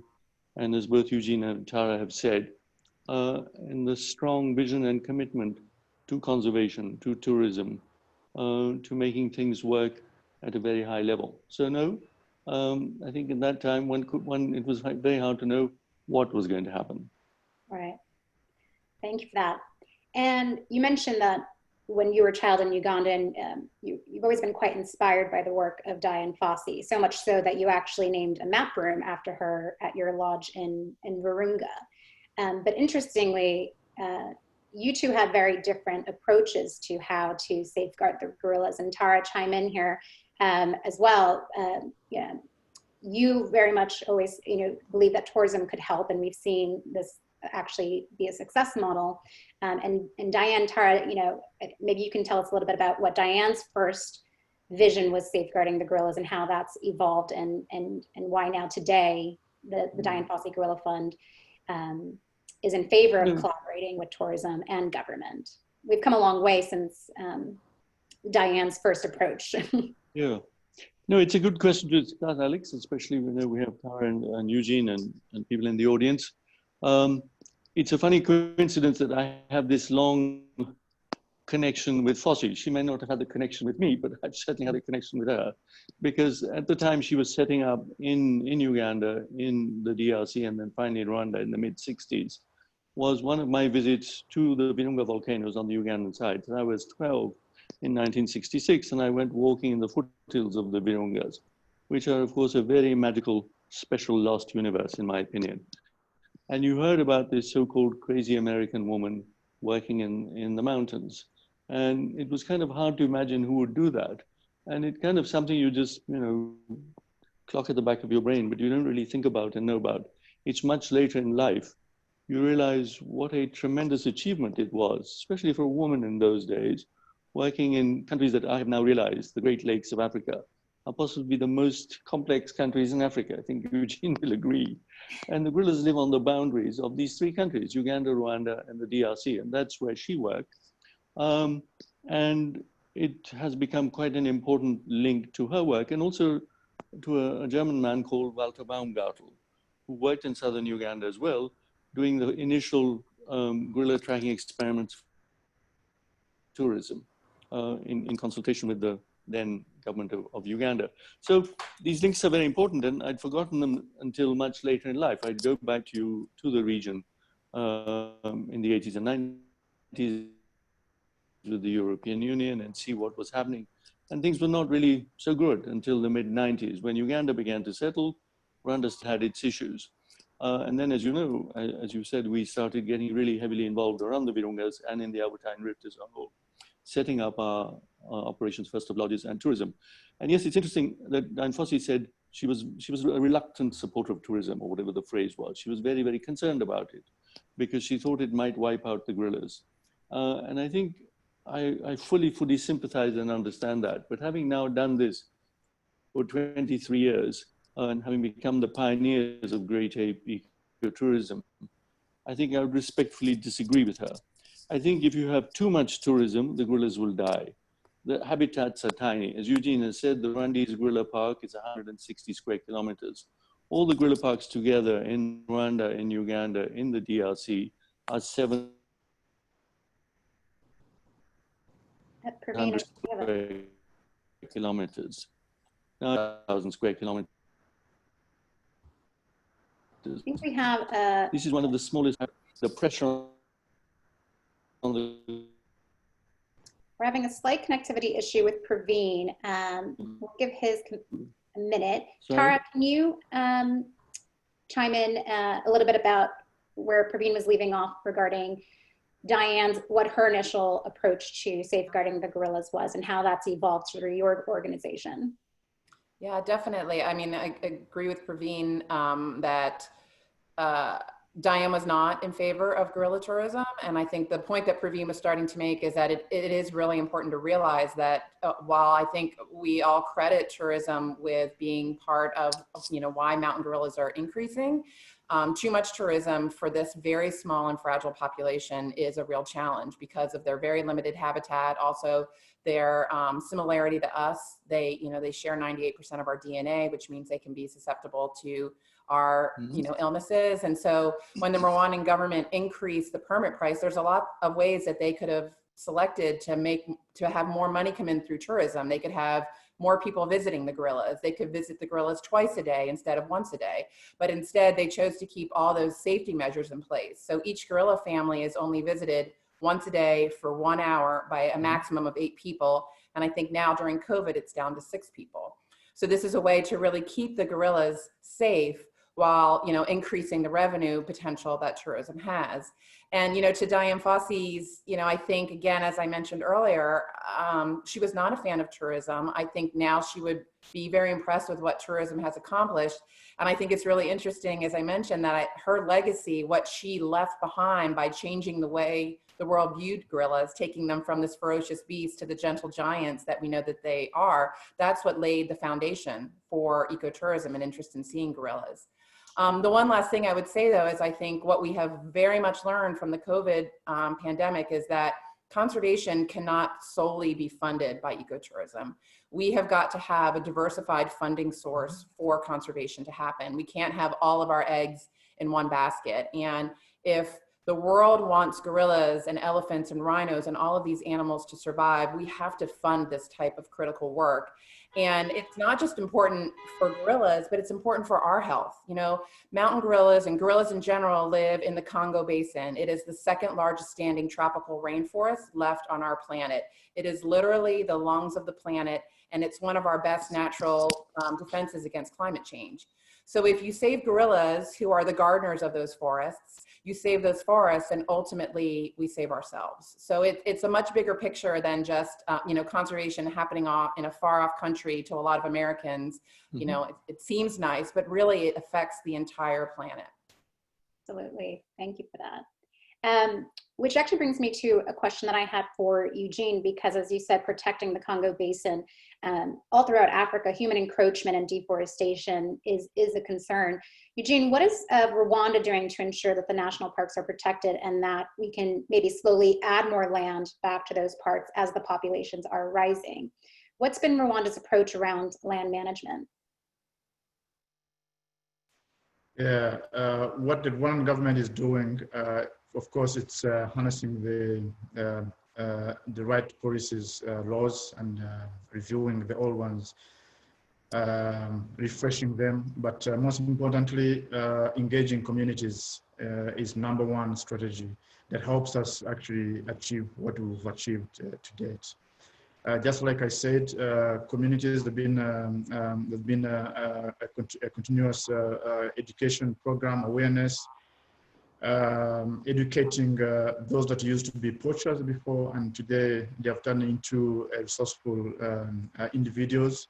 An example of Gorilla Guardian, as a center where the ex-poachers are selling cultural tourism, where now actually earning a living without going to the park, but tourists coming to see them, to see their center, buying the package, and they pay $1, and then they survive with their families. So that is #1, a strategy building community constituency. Without communities, we can't achieve much in conservation, and probably would advocate elsewhere to always put communities at the center of conservation. Previously, conservation have looked conservative and selfish, ignoring communities. But when your neighbor, when you're rich and your neighbor is poor, then you're not rich as well, because what you have has more sustainability. So communities, #1 strategy that Rwanda is harnessing, and of course, valuing our people. Yeah, no, that's a good point about your neighboring countries, especially when the Virunga Mountains spread over, and we can't really control where these gorillas go. So the hope is that the whole Virunga Mountains are protected. So that's a good point. And probably again, Alexander, what I would add, with all these concentrated conservation efforts with our partners, like I said, the size of the park is very small. Gorilla population is increasing, so Rwanda is also, advancing a legacy program of park expansion, and this looks to improve 4 pillars within the program. And #1, of course, is acquiring about 3,740 hectares. And this, of course, will affect around 17,000 people, and that is around 3,400 families or households. But again, how the program is structured, we're not doing that to cause a problem in the communities, but we are within the program. It is also socioeconomic development aspect that looks to improve the livelihoods of the same number, and then also improving conservation and sustainable tourism and the visitor experience that will actually increase the benefits to Rwandans. And then lastly, establishing buffer zones totaling to about 6,620 hectares, in total coming to almost 10,000 hectares, both park expansion and buffer zones. but this will be done without, compromising either side, but complementing each other. It's an incredible commitment. And I love to it hear is that. a 5 to 10 years program that we've started on, and hopefully it will achieve it, though quite expensive. And this is about 240 million US dollars. Certainly. Well, we look forward to that. I think most people, when they do the gorilla tourism experience, they're quite shocked by how close the gorillas can actually be to the locals. I mean, Praveen, at some of your lodges, the gorillas come through. It's that close. There's no sort of, this is not a zoo. There's no fences. This is, the wild habitat, but how closely that human encroachment is. And so that's, it's great to hear about these buffer zone projects and adding more land to the park. So that's incredible. And Diane, Tara, manifestation of Diane. You made up a good point about, and to Eugene's point, that this is all going to take funding, obviously, but we can't completely just rely on tourism, because now we see in COVID, everything has stopped. The money dried up as soon as the flights stopped coming in. But what are some solutions outside of tourism that people can help? What are the other means of funding? I mean, World Gorilla Day is an important day for you guys, for the private sector to provide funding for these projects. Are there any other solutions? What are the other distribution channels of revenue that we can streamline to you guys? It's a great question, and I'm sure Eugene has lots of input as well. I mean, I think that, are there ways to set up trusts or other means of support for some of these critically protected areas, and have that be a world effort to do? I do think for the Congo Basin, the carbon credit program could be an incredible source of revenue, particularly with the Paris Climate Treaty going into effect, where governments and industries can basically offset some of their carbon footprint by paying for these forests to stay intact. And I think that is going to be critically important for forests that maybe where ecotourism isn't as much of an option as it is in places like Rwanda, where you've got such an incredible infrastructure in place. For sure. And Praveen, I want to jump back to you, because what's at the core of everyone's conversation has been communities. And you did an amazing TED Talk about saving gorillas, but really having to put communities first. Without their buy-in, there's really not much success we can have on our own. And we've seen in this conversation how these three stakeholders need to work together, and it's a very fine balance of not doing over tourism, managing the infrastructure and the policies, and having the people on the ground. Can you tell us some of the highlights from that TED Talk of why it is that you believe without communities we would not be as successful as we are today? What is it about that relationship? Thank you, Alex. Hopefully you can hear me now. Yes. Yes, that's already something. No, it's a very important question, and of course, both Tara and Eugene have touched on it. Our interest is, privileged people in the world. That's how I regard ourselves, because whatever the COVID issues and however badly we're affected in Western countries, we are still, very much better off than those in poorer countries. So as privileged people, our interest tends to be in gorillas and other species that we've mentioned. And that's understandable and, something to respect. But actually, if they are to survive, I think this thesis all of us would have, it's in the end the communities that have to be the guardians of the gorillas and the habitats. They're the people who live around the gorilla forests.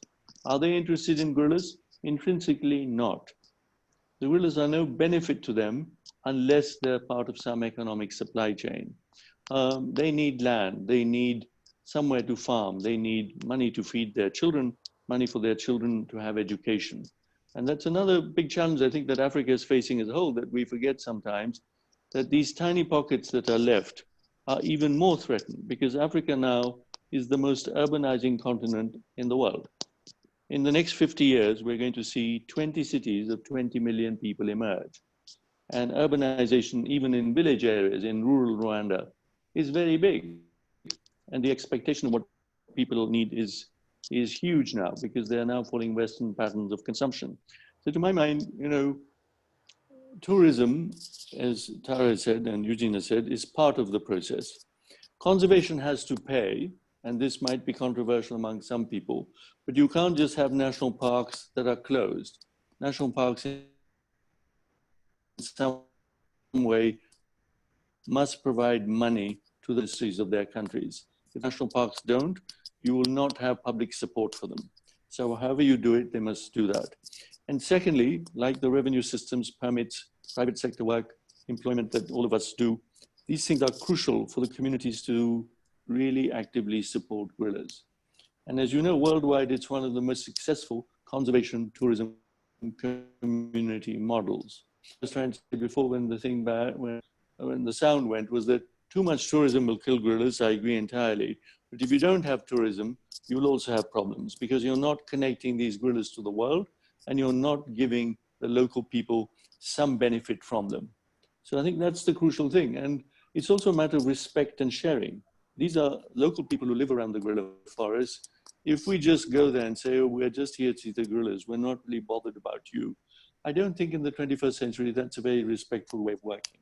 They have to be part of the chain. Human beings have to be part of the so-called conservation chain. There have been times, for example, when indigenous people have been removed from forests for the sake of animals. I don't think that's acceptable.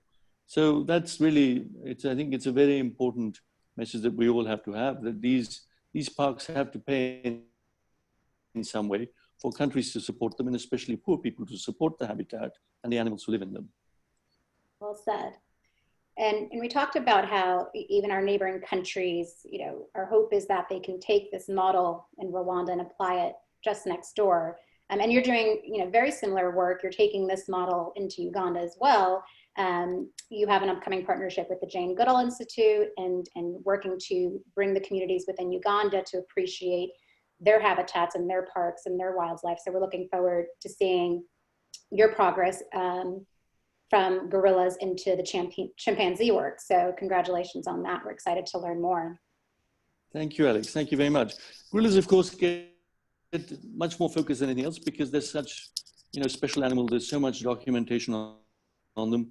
And they're in a way quite a kind of like a human family marooned in the forest. Sometimes I tease American audiences and say, it's like an American family just sitting in the forest watching television and eating popcorn. They're easy to see, easy to appreciate, easy to relate to, and they're so human-like.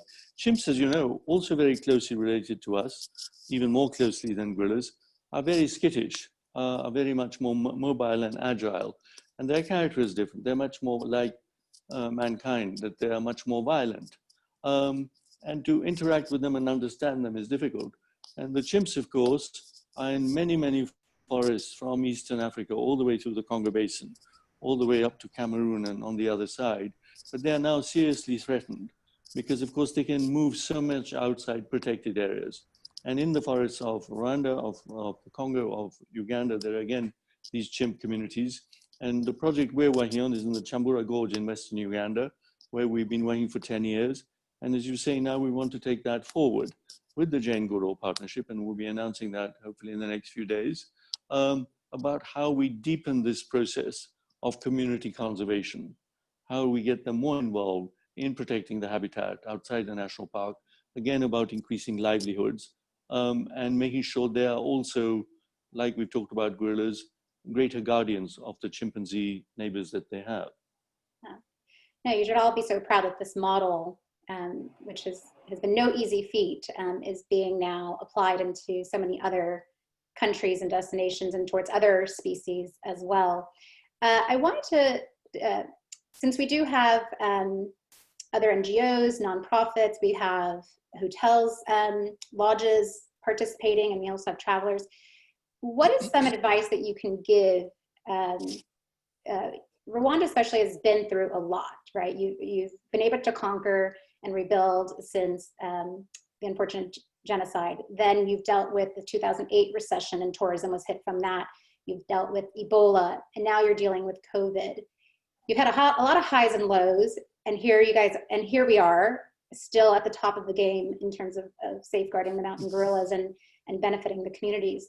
How do we get past COVID? What's some hope, from experience where do we need to keep our focus? How do we make sure that 10 years from now, we're still having this great conversation? What can others learn from what Rwanda's experienced through all these highs and lows?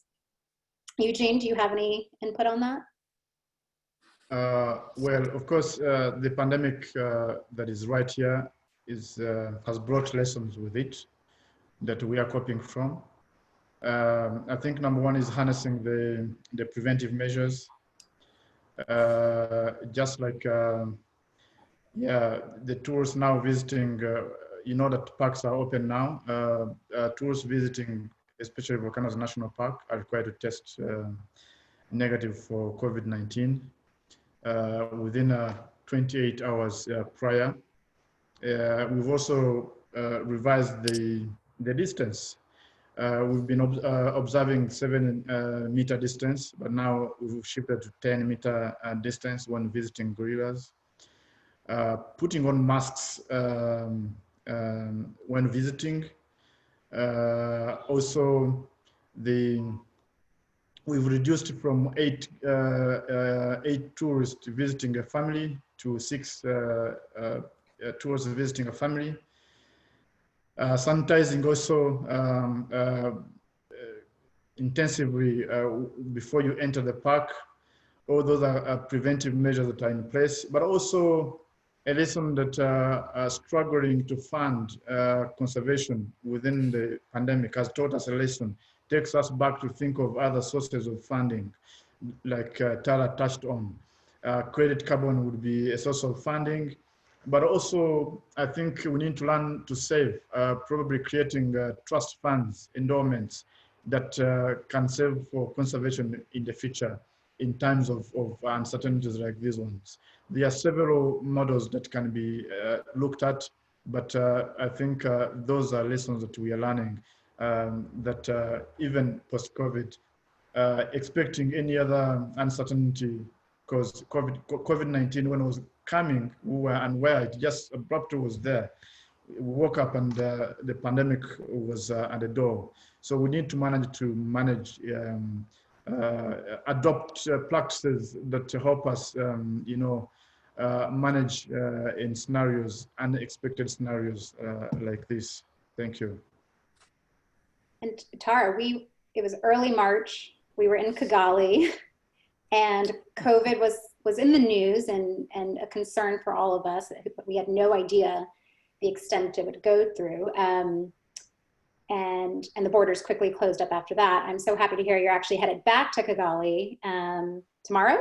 Yes, tomorrow. So please report back on everything. But we've come a long way since March, and I'm curious from the organization standpoint of what additional measures have been taken. You know, without the tourism there, the work continues. You guys are still monitoring the gorillas. Is it safe to report that thankfully no gorillas have contracted COVID? That's in the clear correctly? Yes, to my knowledge, no gorillas have contracted COVID. And I think a lot of it are the preventative measures that have been put in place. So, for example, one of the things that's happening is all the trackers that go into the forest, they're now living in remote camps away from their communities and their families, which if you think about it, particularly at the start of COVID, I think we're all learning to live with it a bit more. But during this incredibly challenging time, the sacrifices that the park staff and our staff made to be away from their families and live in remote camps where they would minimize their risk of exposure, so that when they're still in the forest every day checking on these gorillas, that, you know, the risk of transmission goes down. And, you know, unfortunately, with 1,000 individuals left, mountain gorillas are a conservation dependent species. We need to be in there checking on them, making sure that they're not injured, they're not ill, that everyone's accounted for. So how do we minimize any risk? And as Eugene said, wearing masks, keeping further distance. We spend less time in closer proximity to them just to minimize any chance that that transmission could happen. So it's been I think a big impact on the park staff and their management, on our staff and our management, but obviously all worth it and necessary to keep them protected. And from the science side, are you guys doing additional research for future, precautions on how COVID could impact gorillas? Is there any research going on right now that needs funding as well? Yeah, so a lot of the health research is done by our our partners, Gorilla Doctors, so they are the veterinary side of the conservation piece. We are doing some modeling right now to look at potential disease spread and looking at how various different types of disease, whether they be respiratory or Ebola, could impact gorilla numbers in the future. I mean, the one good thing I would say about gorillas is that they're not very good at social distancing in their group. So we can't get them to keep apart from each other, but the groups social distance fairly well from each other, which means that hopefully if COVID were to get into a group, the likelihood that it could maybe spread to another group or through the population would be fairly small. But I think that very much goes to Eugene's point earlier. As the population grows and the habitat doesn't, these groups are coming into contact with each other more frequently, which does increase that risk of transmission between groups. So growing that habitat will enable that population to thrive more, in the future and prevent the larger impact of a potential pandemic like this. Thank you. And do we think, before masks were something that some people would voluntarily wear when they would do any sort of grade 8 tourism because of that risk being taken. Do we know if masks are probably here to stay as gorilla tourism continues, or do we think this is just something that's going to be temporary precautions and then it will go back to the way it was before? Is Rwanda, are the parks taking a stand to say let's just keep masks as part of the experience? Alexandra, I think we've learned lessons, and not only masks, even other preventive measures that harness hygiene. Hygiene actually should be, post-COVID, should be a norm in our conservation, especially us who encounter with gorillas, the gentle giants. I think, yes, masks, let it be sanitizing, keeping the distance, doing the best that you can do to keep or to minimize any risk. I think is going to keep going. We're going to actually to do the best to maintain that. So I think it's not only masks, but anything that we can do to maintain our hygiene, because these animals are susceptible to human diseases and vice versa. So, yeah. That's great to hear. I think, Alex, if I could also just mention, I do think this is where the travel industry has an incredible opportunity, because, emphasizing to tourists that that gorillas are potentially susceptible to our illnesses. So if you're a tourist going to see the gorillas, to be to be very careful. And if you're not feeling well, if you're ill, to not go into the forest. It's just not worth the risk to the gorillas themselves. I know it's a once in a lifetime trip for a lot of people, and that's a difficult decision to make, but ultimately it's for the greater good. And so making sure that when tourists go over, that the travel industry is educating them well about how they can also safeguard this incredible world treasure. That's a really great point. And I think a lot of travelers understand the threats of deforestation. They understand the threats of poaching, but they don't really realize that we ourselves can be a threat, that we need to be also responsible for our actions. So that's great. We've got only like maybe 2 minutes left, and I want to get on the topic of the fact that Rwanda has reopened for tourism, which I'm so happy to hear. And Tara, you're going back, which I'm so jealous of. Praveen, being that you're on the hotel side, can you tell us what measures are being taken at the lodge level for travelers who are going to be coming inbound, hopefully again soon? Well, the Rwandese government, as Eugene will know, about 3 months ago, issued very clear and comprehensive guidelines on the tests the travelers should do before they come into the country, the tests they do when they arrive in Kigali. They have to stay in a hotel for 12 hours while the test results come out. And then if everything is fine, they can proceed to their destination. And they've also set out very helpfully guidelines on what hoteliers must do in terms of cleaning and deep cleaning of the areas, of precautions, and how we, for example, serve food at table now is done differently. We've socially distanced all the tables like we've seen around the world. So certainly at a hotel, our staff have had the training on how to behave with themselves and with customers. and make sure they are wearing masks, the hygiene thing that Eugene mentioned, the testing for the staff themselves. So all this so far, touch wood, has gone very smoothly and has worked really well. We've not had any issues with guests who've arrived with a problem, and we've not had any problems with guests. And we've had a very intrepid couple from New York who were our first guests about a month ago. They had various adventures on the way getting to Rwanda because of planes and weather and testing and whatever, but they were clients from heaven and they had no complaints about the journey. And they had a fabulous experience with the gorillas. And of course, at the moment, you are having that experience very much with fewer numbers. You are enjoying it more than you might do when it's at normal high season. So I think all that is working well. Like all of us have said, we all need to be vigilant for the gorillas, for ourselves, for transmission, and be ready to be alert and responsive. And if necessary, not travel if we're not well, as Tara said, or if on the day there's some issue to delay or not go at all. So I think we certainly, and I'm sure our other travel partners in country and elsewhere would respect that. It's our job as the travel industry to make sure that guests do understand the responsibility they have.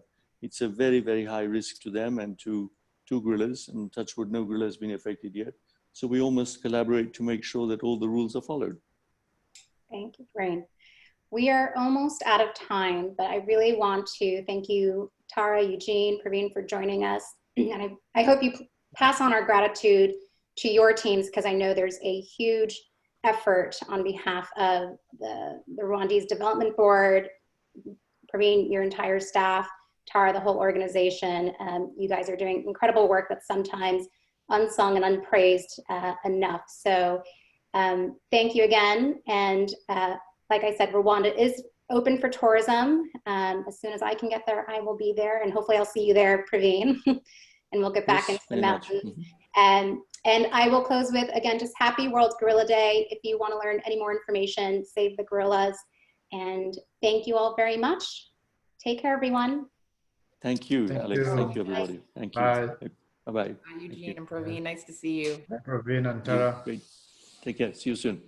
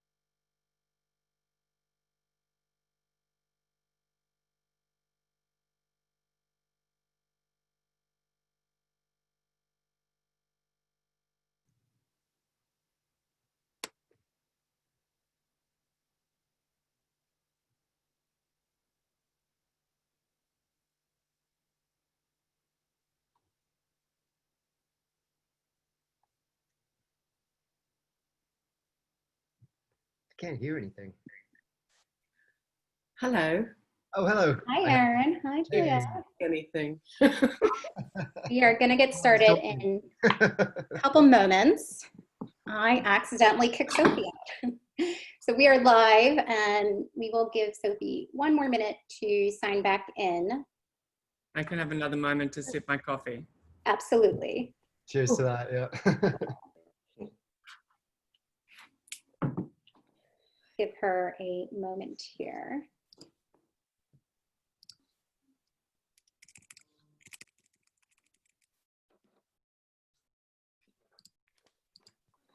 Have you guys been to the Virunga Mountains? What's that? Mary, you've been, right? Oh, you're on mute. Hold on. Where have I been? The Virunga Mountains, as we were just talking with. Yes. Yeah, and I met Praveen when I was there. I think it was like 5 years ago. And Tara as well. Awesome. Yeah. Can't wait to go back. It's on my bucket list now after speaking with Praveen. It's, yeah, it just sounds amazing. Yeah, I'm Aaron, going in 3 weeks, actually. Are you? you're going. Yeah. Oh. All right. Which lodges? I'm not sure quite just yet. I know someone, David. Let me know. Okay. I know one or two people, but I've never been, so I'm excited. Oh, Yeah, that's it's amazing. Incredible country. Yes. Are you going to do Rwanda and Uganda or just one? Well, I don't think Uganda's open just yet. I'm not sure, or is it? October 10th. Okay, well, there we go. Well, we'll see. Breaking news. It's October 10th. The airport. Very last minute, but I will be looking forward to getting out of the United States. That's for sure. Yes. We're all with you. Yeah. Okay. Let's see. Sophie's going to try to rejoin. Again, thank you for everyone who's joining back. We just had an incredible conversation with the Dian Fossey Gorilla Fund, the Rwanda Development Board, and Volcano Safaris about this incredible work that can be done when these stakeholders work together. It's incredible the journey that it's taken since the genocide. Commendable work by all of them. And part of that success, I've always felt, has been the media awareness that the media has put on that success model, and that case study. Probably in the last 3 years, Rwanda was on covers, every article. I mean, it really was the story that media wanted to cover. So we know that media has a role in that. So I'm excited for this next panel, which is a incredible group of international travel writers, award-winning. Some have written books. Juliet, congratulations on your recent book. Aaron, congratulations on your podcast. Media is evolving. It's not just the glossy magazines anymore. So there's a lot of storytelling to be had, and I'm going to pass it off to David Pryor, who's going to be moderating this amazing conversation about the role that journalists have in creating impact. So David, I will let you take it. Am I doing the introductions to Alex? Yes, please. Okay. Well, my name is David Pryor. I'm a former travel writer and editor, and I worked with Sophie at Condé Nast Traveler at a certain point. But a couple of years ago, I started a travel business, which I kind of refer to as a travel magazine come to life. I won't go into too much into detail, but it's called Pryor. It's much more interesting, the panelists. So first I'll introduce Aaron. Aaron is the Times of London's North America specialist. He's just launched a podcast. Aaron, what's the podcast name again? Excuse me. It's called Armchair Explorer. Yeah, just came out this year. Thank you. Great, no worries. And he also contributes to National Geographic Travelers US coverage. Mary Holland is South African. She was an editor at GQ South Africa, and then she's written for all the best titles. I think I see that you write a lot for Monocle, and I think you had a great story in the Wall Street Journal just recently, amongst other titles. Juliet is a very well-known hotel expert and was originally at Mr. and Mrs. Smith, and now she is the first sustainability editor at Condé Nast Traveler UK. Sophie, well, I'll wait for Sophie for a second. Travis is a travel writer and content producer, and he also writes for various titles: Traveler, Travel and Leisure Departures, National Geographic, Lonely Planet, and others. And so I think many of us have written for similar kinds of titles and produced work across, across continents as well. So Sophie will be joining. Sophie, many of you will know, was the special correspondent. I don't know what these titles were. I used to be the international editor, who knows?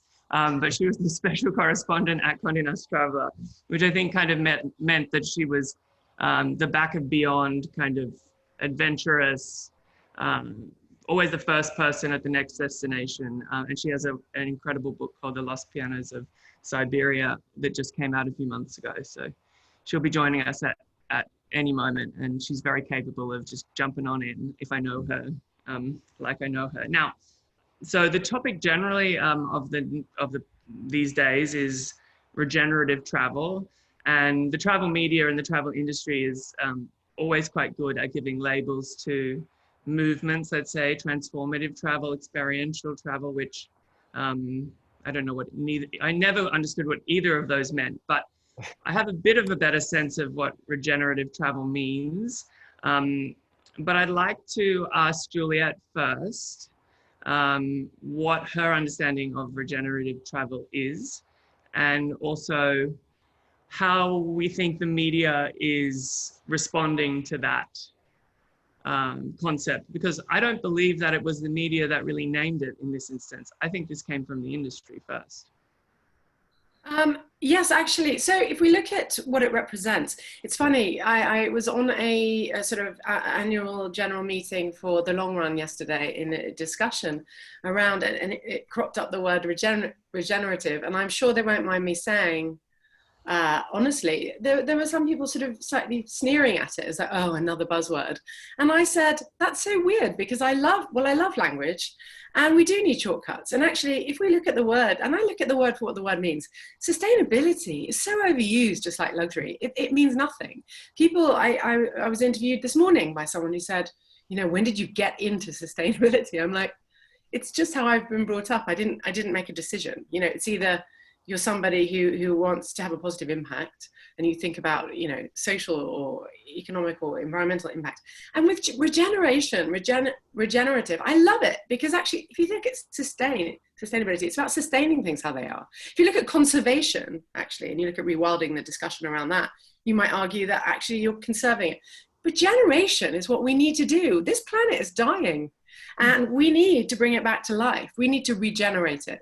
So, you know, how it is a term in terms of regenerative agriculture and things like that.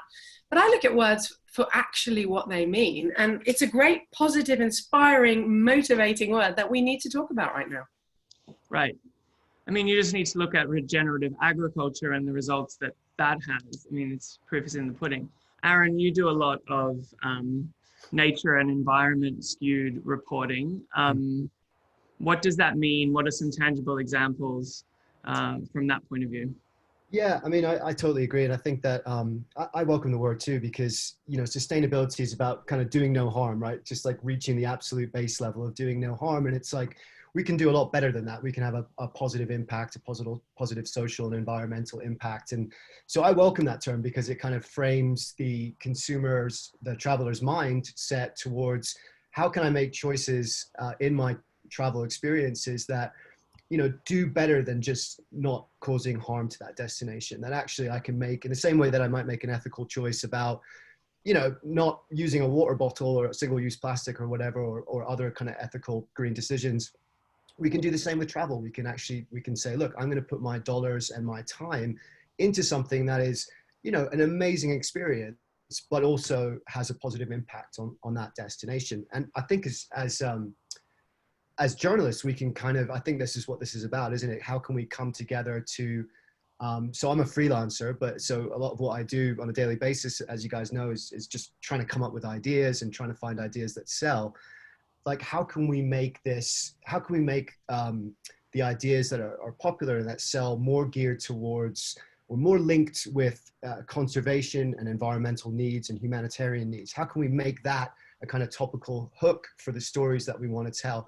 How can we use travel writing as a kind of spearhead for a much broader piece that is about more than just, you know, how nice the pool is and how nice the food is, and make it about something much more deeper and profound than that? I think that people will immediately think about regenerating the environment, but I wanted to think about, yes, okay, we need to support stewards of the environment, but we also need to think about what regenerative travel might mean for stewards of culture. So I was going to ask Sophie that question, but Travis, I'd like to throw it over to you. Yeah. All great, Lars, Julianne, and Aaron. When it comes to culture, it's just such a big topic. I can't really eloquently put into words. Well, I was just thinking as a little prompt, like, you know, there's so many traditions throughout the world that are dying, right? It's not just the environment that's dying, there's traditions that are dying, and that's because of a kind of globalization rather than an idea of globalism that we can shine a spotlight and support those traditions. Maybe Mary, do you have something to add on that point? Yeah, I mean, I think it's important that, I think as travelers, you've kind of forgotten the idea of when you go to a place, you know, you kind of, you just go, I think a lot of people just travel to like take a picture or see something and they don't really connect with the culture. And I think that that's super important. You know, if I think of so many of these like tourism destinations where people just, you know, go to a beach and, you know, don't really connect with the culture in any way, that's not really sustainable. And, you know, I think it's so important to, when you go to a country, when you go to a new destination, to be able to learn as much as you can about that place, because like you said, there are so many cultures that are dying, and I think that it's important that people take an interest in it. And I think that tourism can help in the right way, can help these cultures stay alive. You know, if you have some kind of system where the money is generated back into these communities, I think that it can have a really, really positive impact. Can I say something? I'd love to shine a light on Travis and say right now in my head, talking about this. So I had a chat with Travis a few months ago, and I'm just thinking about what you're talking about also, Mary, in terms of culture. And actually, we don't want to sustain culture. If we're talking about ancient, you know, artisanal work, yes. But as we know through the Black Lives Matter conversation, we need to regenerate how we talk. And I'm just thinking about that. And Travis, we had such a great conversation where you really educated me about how our use of language and how we need to reframe things. And I would say, in terms of your impact as a journalist on helping that happen, you've been, if you want to talk to us about that, I'm just recalling our conversation. You inspired me so much. That was Thank you, appreciate it. My next question: how do we elevate? Like we know that with Black Lives Matter and the diversity conversation that's happened this year, it's really, I mean, across media, but certainly lifestyle media, we all recognize that the voices that have been shaping this are white and usually come from affluent backgrounds. So I'm curious to know how does media change? How do we elevate voices from around the world? Because it's a complete, like, it's totally antithetical that we're talking about the world and we only have one point of view. Exactly. As I was telling Julia, I think that it really comes down to awareness. Like, if this is truly, if our media landscape is about covering the world, and you know, you would think on a baseline, you know, setup that is supposed to be a diverse perspective, and you turn around and your masthead is all white, when you just say like, hey guys, we need to change. And unfortunately, because of the George Floyd situation, how it did a ripple effect throughout all industries, I think that's the time when people actually woke up. And the flip side is that I am a very rare Black travel journalist, and it took me seeing beyond the fact that people don't look like me to still believe that I'm worthy of being in these places. So when you don't see a Black travel writer or a trans travel writer or things like that being represented, it's going to be hard for you to think that that the industry is available to you. So I think it's really about the industry reaching out to say, we want diverse voices. We see that there's a blind spot in our coverage. And yes, we might want to have more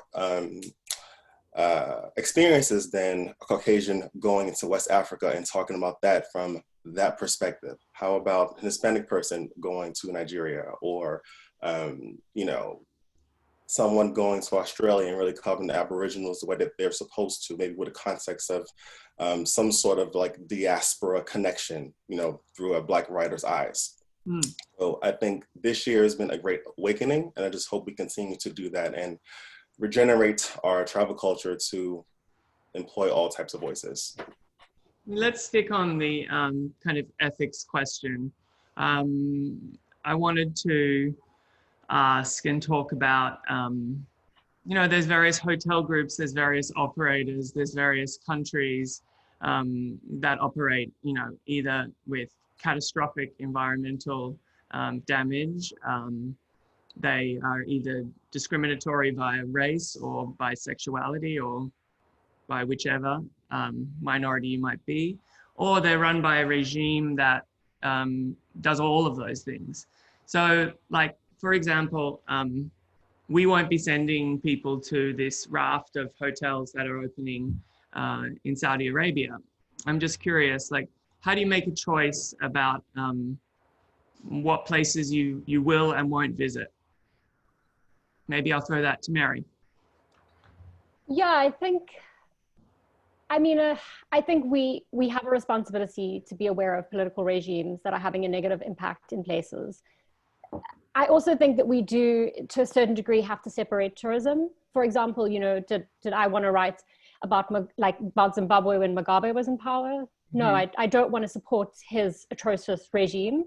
But when I think about how many people in that country rely so heavily on tourism, you know, that makes me think that we do need to cover it. And, you know, my main concerns are, is it safe for tourists to travel there? Can they avoid political strife? You know, and are these tourism dollars, are they going to go towards positive outcomes in those places? And if so, then yes, I am going to cover that. But it obviously depends on the destination and what the outcome is.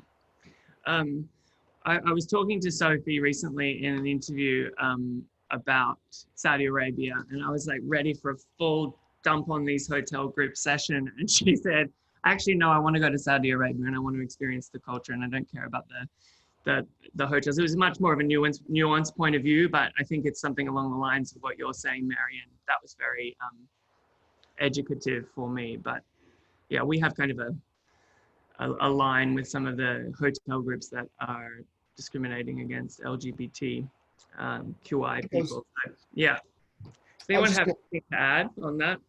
Well, yeah, I mean, I was just going to say that I think that, you know, I think it does come, Mary said responsibility, and I think it does come down to a lot of responsibility in what we choose to write about and what we choose to cover. And, you know, certainly as a freelancer, you have that freedom to a certain extent to say, look, these are, you know, I'm an advocate for whatever I write about, or if, you know, if you're the Times or whoever, if it's published, you know, travel writing is a kind of aspirational thing. So if it appears in those pages, you're kind of saying it's cool and it's good and it's okay to go there, and you're giving everyone a kind of pass for it. So I think there is a huge responsibility to make those ethical decisions. I think what the problem for what a lot of journalists come up against is that, especially as a freelancer, is that it's just so hard to the hustle of it all is so hard. It's hard to make a living, that when a big news story comes out like that, people flock to it just to get published and just to get the work, you know? And so it's almost like, I feel we need some kind of, you know, group consensus or pledge to say, listen, you know, as a network of people, as a network of advocates for different travel things, we agree on a certain set of values, and, you know, and we keep an eye out on each other for that. And I think, I don't know, I mean, I just wanted to put that out there. If there was a kind of ethical pledge or something that we could, you know, agree to, even if it's non-binding, maybe that would have you know, an impact on the kind of coverage, the kind of ideas that people pitch and put forward. Well, let's talk about our masters for a second. Last year, the New York Times decreed that any travel writer that has taken any kind of familiarization program or any freebie, for lack of a better description, would not be able to contribute to the travel pages. Now, anyone that has worked as a freelancer or has worked as a travel editor will know that that is simply not possible unless they give you a credit card, which they are not going to do. And those days are well and truly over. It does raise a question of trust. Well, and so what happens with the Times pages now is that you don't necessarily have the art form of a travel editor or writer, which I believe is something. You know, it's like a fashion editor, you have to compare and contrast, right? You know, you have an expertise, it's a real thing. It's not just about going on a vacation and writing about it. So I believe in that. However, there is this issue that we have now around trust, which comes back to everything that I think that we're talking about here today, or at least I'd love to talk about. Like, how does the reader trust that you are going to say the truth about a destination if it's been underwritten by X hotel group, X cruise group, X airline? do you feel like you have that freedom within editors? Because I know that I used to get a lot of pressure from PRs and also editors. So maybe Juliet, maybe you've stayed in more hotels than anyone that maybe on the planet. So maybe you can kick off. I have slept around in hotels. Well, I feel like you might have said that line before. So that's such a great question, but a difficult one for me because it's like I'm hooked up to an invisible truth serum drip, so I find it hard. So, okay. Oh, I mean, let's talk about it. So I can only answer things in the way that I believe to be the case. So first of all, so I've been a journalist for more than a quarter of a century, more than 26 years.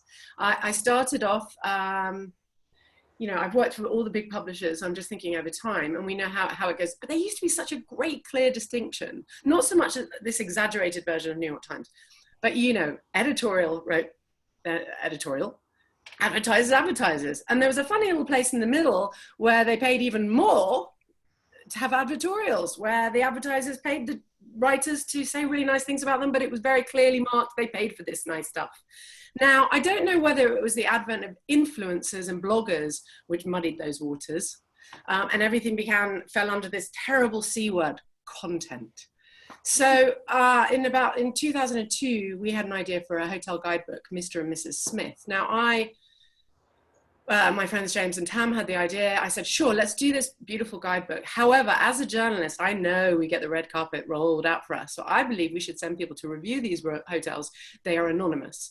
Otherwise, it's not really a review. You know, the travel writing section had already become a bit of a sort of nonsense in that way, frankly, sorry. You know, art departments, sub-editors just sent off on jollies to subsidize not being paid enough. They're not particularly qualified to write about travel because they don't know stuff more than the next person.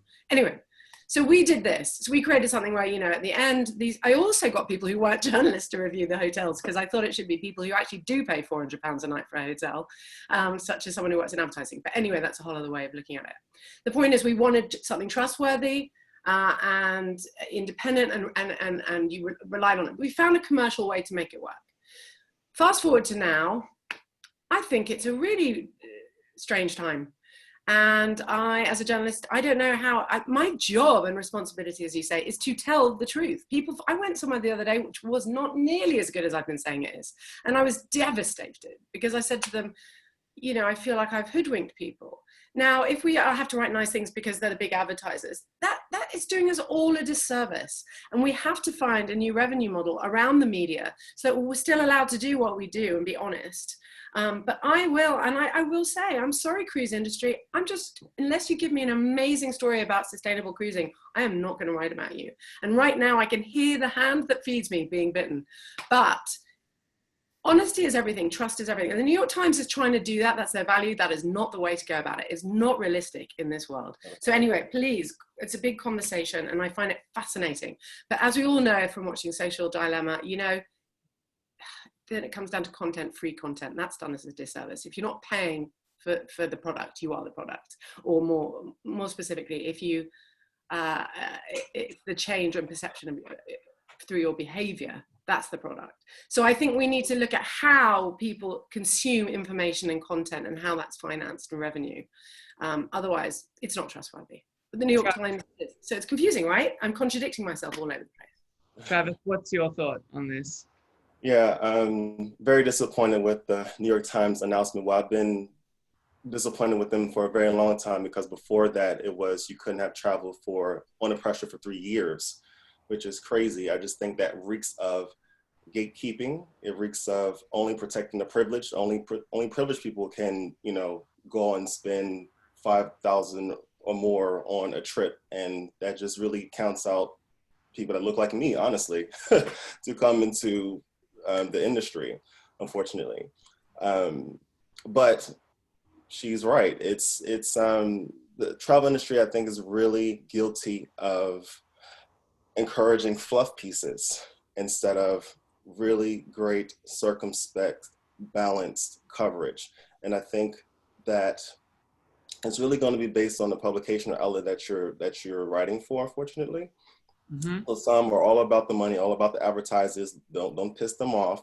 But then there are some outlets I love writing for, like The Telegraph, Like they do hard-hitting things. They do things that make people think and might ruffle feathers.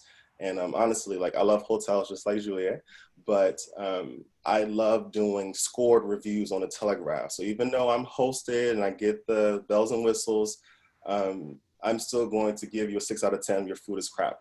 I'm still going to, mark down if your service is not up to par. And I'm not looking at the things that you're doing extra for me. I'm, seeing how you're also treating other people as well.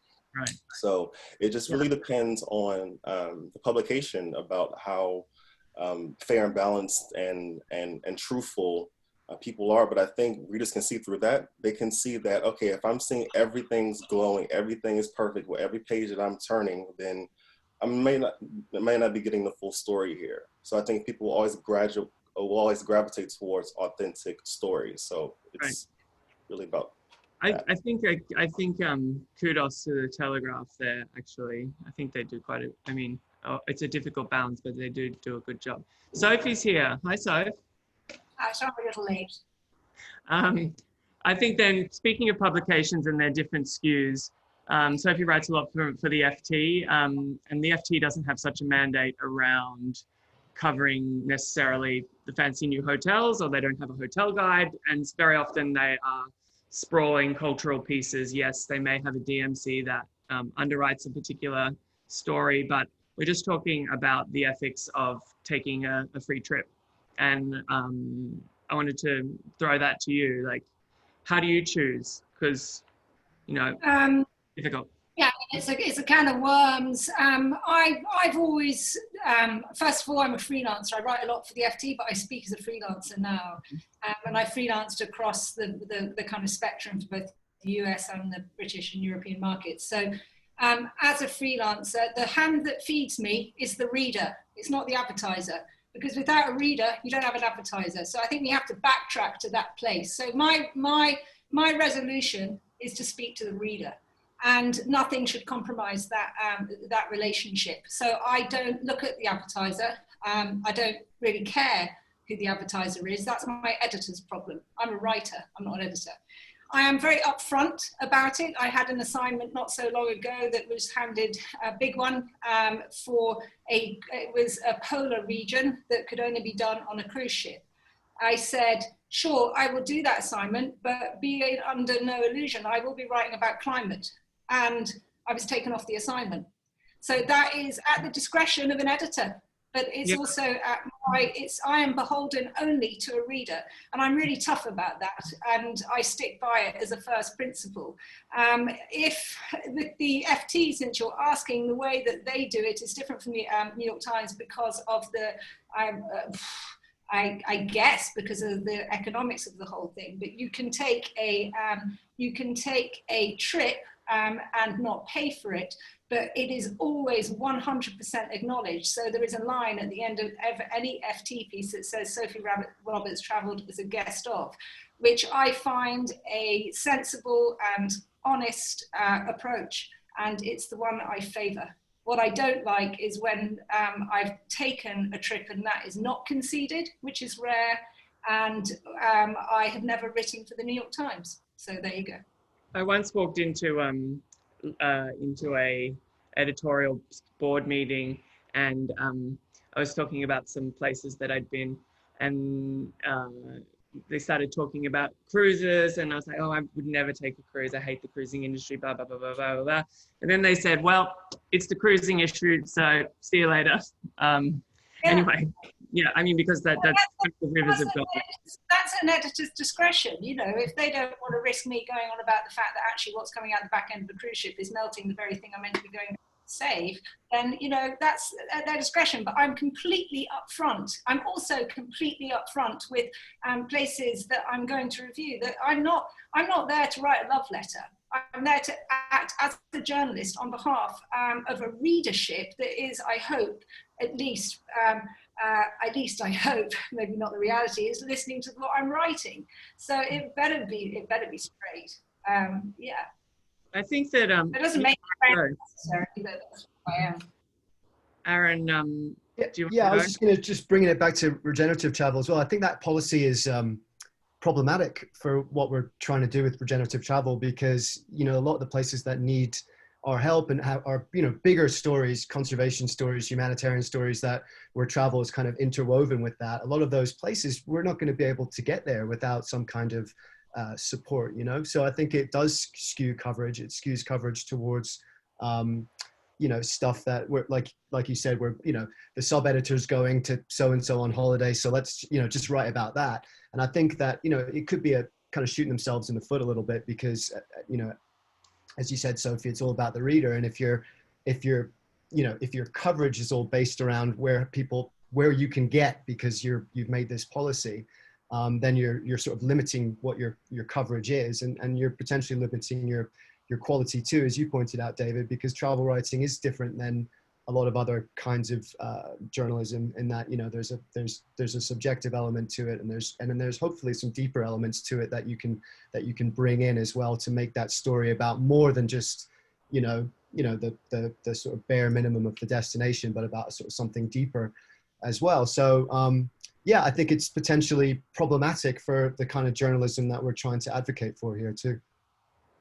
A question was posed to me, and I'd love to pose it to you, Mary. You know, we talk about the cruise industry, right? And we criticize it, but there's a whole bunch of people that really love it because it's affordable. And we would get, as travel writers, get accused of being elitists. How do we communicate to a wider audience about a destination in a way that is not just luxury travel, let's say? I agree with you. I think, you know, I think that's, you know, more like sustainable travel is often very high-end travel, you know, like to go and see the gorillas or to do these incredible trips where you have a light footprint. It does tend to be more expensive, and everyone deserves to have a vacation. You know, if somebody wants to go on holiday, you know, they should be allowed to go and lie on the beach for a week and, you know, do what they want. They shouldn't have to, you know, every single income bracket deserves that. And I think that there is this kind of push and pull with privilege. I also think that as travelers, just generally speaking, I think we need to become better travelers. I just think people just need to be better when you go on vacation. I think that that's super important, no matter what income bracket you're in. I think that, you know, just to be aware of, I don't know, where you're staying. If you can try and afford to stay somewhere that's, I don't know, slightly, that maybe hires a lot more locals as opposed to somewhere that isn't. I think we can make small decisions on a, you know, tiny decisions that can make it better. Because there is this, yeah, it is quite problematic how it can be very, very privileged. But yeah, I think we need to be better on every level. I wanted to ask, you know, we all know that the next, you know, we're often in these editorial meetings, or we're thinking about the next destination or the hot story. In hindsight, I find it kind of that they're a little bit arbitrary. It's like 2 new hotels and a new destination does not make. But let's talk a little bit about how we get to this process of like, okay, what's the next spot? Like, what's hot? Like, what's your radar? Like, what's the edit? Juliet, do you have any reactions to that? How do you come to that conclusion? Yeah, it's interesting, isn't it? Because I'm actually, you know, I'm also freelance, so I'm not one of the big sort of decision-making editors who decides what goes on the cover and is defining the next destination.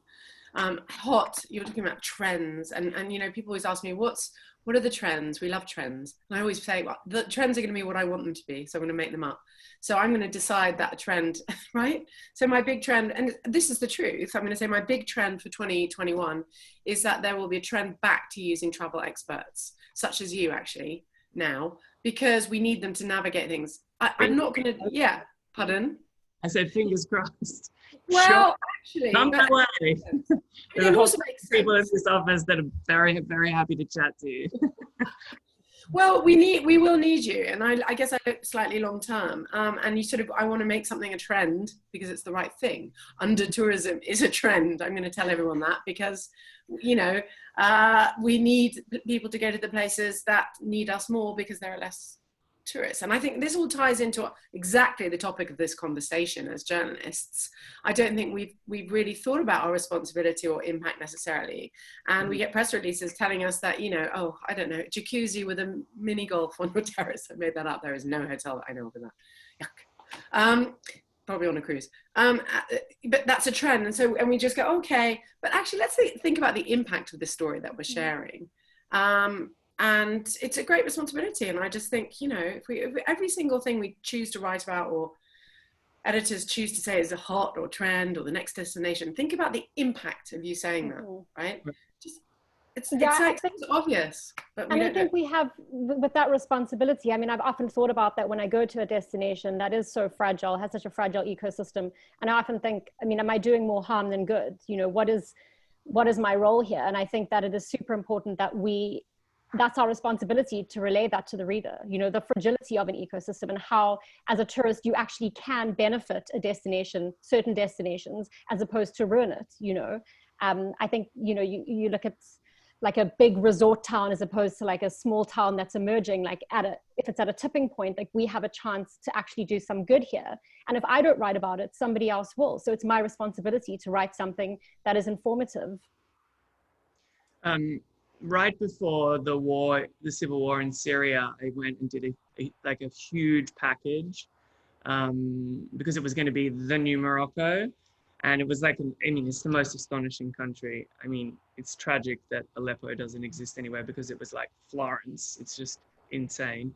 But in that same trip, I did some stories on Beirut, and since the tragedy that's happened there recently, I've had a lot of people say, oh, I remember all of those Beirut stories that you did, and and that was really gratifying because people were thinking about it a little bit more as a destination. It sounds not like that now because, of course, it has become a big destination in the past few years. But I wanted to throw this over to Soph because I think that from my perspective as a reader, the story that has had, for me, the biggest travel cut through this year in terms of a destination was your Chad piece. That just like blew my mind. I'd never seen that before. And so I think both with Siberia and Chad, like, I don't know how you came to the conclusion around those places and telling those stories from, I'd just be curious how that happened.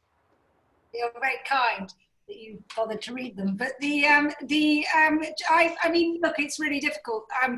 I am drawn as a writer to places that I don't that I don't kind of what I'm going to get, because that is creatively stimulating. I'm not drawn to what I already know, because that is creative death. So the first thing is as a writer, that's why. This, you know, more cynically, it also gives me competitive edge. If nobody else wants to go to Siberia and Chad, then I want to jump on a plane. Ethically and morally, I think it's incredibly important to work as a reporter in a way that maybe teaches people or helps people to correct stereotypes. So, you know, I had a particularly enlightened editor who said to me when Trump listed his no-go list, she rang me up and said, there you go, there's your 7 assignments. You know, I think that sometimes to go against the flow is to have a stimulating experience personally, professionally, and maybe one can share that. I also know that in writing about Chad, I'm not going to contribute to an over-tourism problem. You know, not many people want to go to a country that's surrounded by, you know, Niger, Central African Republic, Sudan. You know, every bad boy is right on the border. So, and it's personal risk. My risk versus my return is my own decision, just as it is in the time of COVID. You know, and I never say to people, jump on a plane and don't expect something to happen, because as I've said to you in the past, David, I won't go into my local town in Dorset if I don't know who I'm with and on the right street at the right hour. Same in Chad. It's about working with professionals who know what they're doing. So yeah, I feel quite strongly that the world is much bigger than sometimes the tourism industry finances and budgets for. It ain't all in the places where the crowds are heaving. And the reality is that I think we sometimes forget, we think of the practical application of people actually going on these trips, but actually it's a lot about the storytelling of the place, which is just as important. And there's this concept of armchair travel, which now I'm going to spin it over to you, Aaron. Not so much around the idea of armchair travel, but your podcast is named that. And I'm just thinking about, okay, what are the new mediums for us other than pen to paper or images and words in a magazine? Like how else do we communicate our message or your message, not mine anymore, but through different mediums? Like what's the future there? Yeah, absolutely. Just coming back as well to that hot destination thing real quick was, for me, because everyone always gets those emails saying like, from the editor, what's going to be your hot destinations? And inevitably what gets picked is what's topical and relevant for that year, right? When, as you say, like, well, there's 3 new hotels. So, okay, that works. We've got a hook for that. So it's kind of just chucked together like that. And just to put it out there, it might be a bit idealistic, but wouldn't it be great if what was topical was also where is needed, right? Like, where are the travelers needed in the world in a humanitarian sense, in a financial, economic benefit sense, in a sort of, helping to preserve, like, for example, with the work that Praveen does with the gorillas, wouldn't it be great if that was considered a topical hook too, right? But I find those ideas quite hard to get off the ground. So just putting it out there as, in terms of response from everyone. In terms of a little anecdote that I'd like to add, which I think is funny. I had a bet with a friend the day before the 52 destinations come out, which I always find absolutely hilarious. I mean, informative. Like I always go, oh yeah, that's a cool place. I've never been there before. But I had a bet in 2017, I think, because it comes out around the time of Trump's inauguration. I said, I will bet you dinner that the #1 destination will be Canada. And there you go. Anyway, sorry, on to new media. Yeah, no, I mean, so I launched this podcast this year, Armchair Explorer, and it's been amazing. It's a wonderful way to tell stories. I mean, I love audio and radio. I think it's a very intimate way to tell stories. I think, you're in people's ears. But it's still just storytelling, right? It's still fundamentally that writing is still the first process, and the way I do it is documentary style format. So it's not a straight interview. So yeah, it's still just about telling stories, and there's always that choice, whether you're a writer or an editor, it's like, what are you going to choose to highlight from that story? What are you going to bring out of it? And also what kind of stories are you going to choose to tell? And one, that I did recently that kind of highlights going back to the cultural aspect of preserving culture, not just landscapes, was this story about the Anwals, who are the last transhuman shepherds of the Indian Himalayas. And this amazing company, Village Ways, they worked with them to, set up all these little guest houses in order to, help preserve these villages, because this way of life was dying out because all the young people were being forced into the cities to find work. They couldn't find a livelihood in their villages, even though they wanted to. And I think, I hear that all over the world, that story all over the world. And I think one of the big ways that tourism can be a regenerative force is through trying to pick those kinds of stories and tell those kinds of stories and inspire people to visit them, by kind of putting them there. And I think that's what one of the powers of really good travel writing or travel journalism in whatever format it is it's not just about, what you see, it's about what you feel. It's trying to place the reader into that moment of wonder or amazement or learning something, and then hopefully, experience it somewhat through your eyes, right? And so I think that, it's whatever format you're doing, I think that the responsibilities are the same in terms of what you're trying to promote. It's like, what are the stories that really matter? Where is it needed? And I think that's also, that Anwal story is also a good example of low impact tourism, right? Where, one of my concerns is always that if the only way that we can reduce impact is by making things really expensive, then, you're creating this elitist system, which I think will ultimately, shoot itself in the foot, and it shouldn't be about that, right? But I think if you can create like low impact, low number tourism, but it doesn't have to be luxury. Okay, you know, getting to India is luxury to an extent. It's a long haul flight, it's expensive. But when you're there, it's not a luxury experience, but it is a very unique and special experience.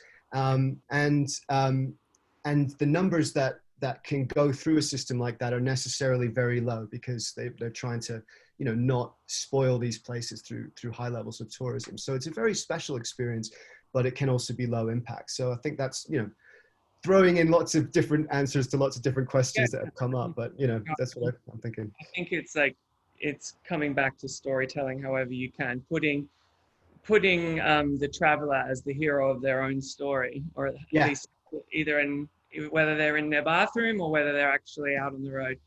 So Juliet, I've got like a tough question for you. I got asked a similar one, but I think you're going to have an interesting response, or I hope so. What if tomorrow you inherited Marriott? What on day one would you do? The Marriott hotel. Marriott, the entire Marriott group. What would you do? Oh, I'm excited by that. Great question. Thank you. I know, but I'm sure you would be. I'm fascinated to hear. Right. Okay. Well, I actually happen, full disclosure, 5 years ago when my first consultancy was with Marriott. So I know that brand quite well. No, it's good because it didn't align with my taste. Large hotel group that is completely so no, but I mean, as in I can actually say this with meaning and sincerity, and you know, better the devil you know, right? I can't be an independent journalist who recommends, and in my case, boutique eco hotels, or should I say sustainable design-led hotels, without understanding the big proposition and why people go to those and how they operate. And so if I got them, I'm just trying to picture like, or IHG, Keith Barr ringing me up, we're going to give you this, please do. Oh, you know what? I'd be so excited, and it's going to tie all these things we're talking about together. I would look at the practical steps from the highway motel to the fanciest of all. Like what? Okay. It's going to be about socio-economic impact. Okay. And really, what I do, I try and get the government to invest in hospitality, so they had a vested interest, so they really understood our sector. Because actually, if you look at aviation, if you look at the French government investing, and we'll all say, "Oh my God, bailing out aviation, that's terrible." But actually, what they're doing with Air France and KLM is amazing, because what they're doing is going to take away the domestic market flight. Anyway, so that people use trains is my point. So I would do that. I would be in cahoots with local governments. And I would also use hospitality as an incredible way of, because certainly in the UK, it's not necessarily a career that people appreciate in the same way. It's a sort of transient job. I would use this as an educational experience. So people who come and work in hotels, they could learn, and there's so much you can learn from working in a hotel. I think actually, and as guests, being in a hotel and travel, what we're all talking about, it's about education, about teaching ourselves and each other. So I would work with Marriott to, well, I'd look at leakage, first of all. That's the biggest issue with economics, is we'd want as much money staying in local communities as possible. And that is my issue with international brands and management. We would want to have a communitarianism and socio-economic impact of each and every one. So Marriott, I'm trying to think, do they own them or are they management? Anyway, I'd work with asset owners and management to ensure that each local community benefits from it. And I would make them get a kick out of that and give local people jobs and teach people about sustainability through the operations of hotels. It's a fantastic sector. And, you know, I'm actually hoping that someone's watching and listening and thinking, let's do this. But it's just this, I don't want these old fashioned boring P&L models, you know, hey, it's an asset, let's make money, let's operations, let's run it to maximum profit. Let's make a thing out of stakeholders, and it's not the emphasis on shareholders. So does that sound like the beginning of a blueprint for a plan we're all going to do? I was going to say, I wish you luck with the shareholders. Well, hey, actually, can I say something of hope on that? Last year, that in America, the Business Roundtable, actually, which is a collection of all of the 200 top CEOs in America, they did make a pledge to put shareholders for stakeholders before. Right. So we are on that track. It can be done. It's just people just don't think to do that. They're lazy. They don't think about, it's just like media. They don't think about a new model for revenue. Right. And it's the path that it is headed is the reverse of regenerative, right? Yes. Getting back to our theme. So Maria, if you're listening. Travis, simple question. what story do you think has had the most impact that you've written? And it doesn't have to be kind of, and I'm going to ask this to everyone, it doesn't have to be the big social impact that changed everything. It could be the hotel story that meant that that hotel was booked out for 2 years. Sure. No, I have one for sure. Actually, last month, I did a reported feature for Condé Nast Traveler on the fact that, especially because of the events that's happened this year, especially but yesterday as well, that Black Americans are having a mass exodus pretty much and are trying to move abroad. So I wanted to touch into that. And it was great because I got to interview people that created virtual community groups to kind of help African Americans figure out, okay, well, how do I, once the pandemic ends, like, how can I move to this certain place and to kind of generate sort of a community together? Mm-hmm. And because of the article, people received clients, the group numbers have doubled, and it just feels good to know that something that I reported on, this incredibly major publication or outlet could possibly change someone's life for the better, for them to kind of find their freedom and to feel like they can find a place that they actually belong. Mm-hmm. That's amazing. Mary, we've only got a few minutes, so I want everyone to do a quick like snapshot of their biggest impact story they think, or the one that they're proud of, either or. Ooh, I don't know if this made an impact, but I did cover a while ago about a certain women who were disrupting the safari industry. And it kind of focused, the camp has been covered a lot since, but it focused on a camp that's been run entirely by women. And it showed the impact that they're making in a very male dominated world. And what was important was, I think, just for young girls to see that, you can be a leader in an industry that is incredibly male dominated.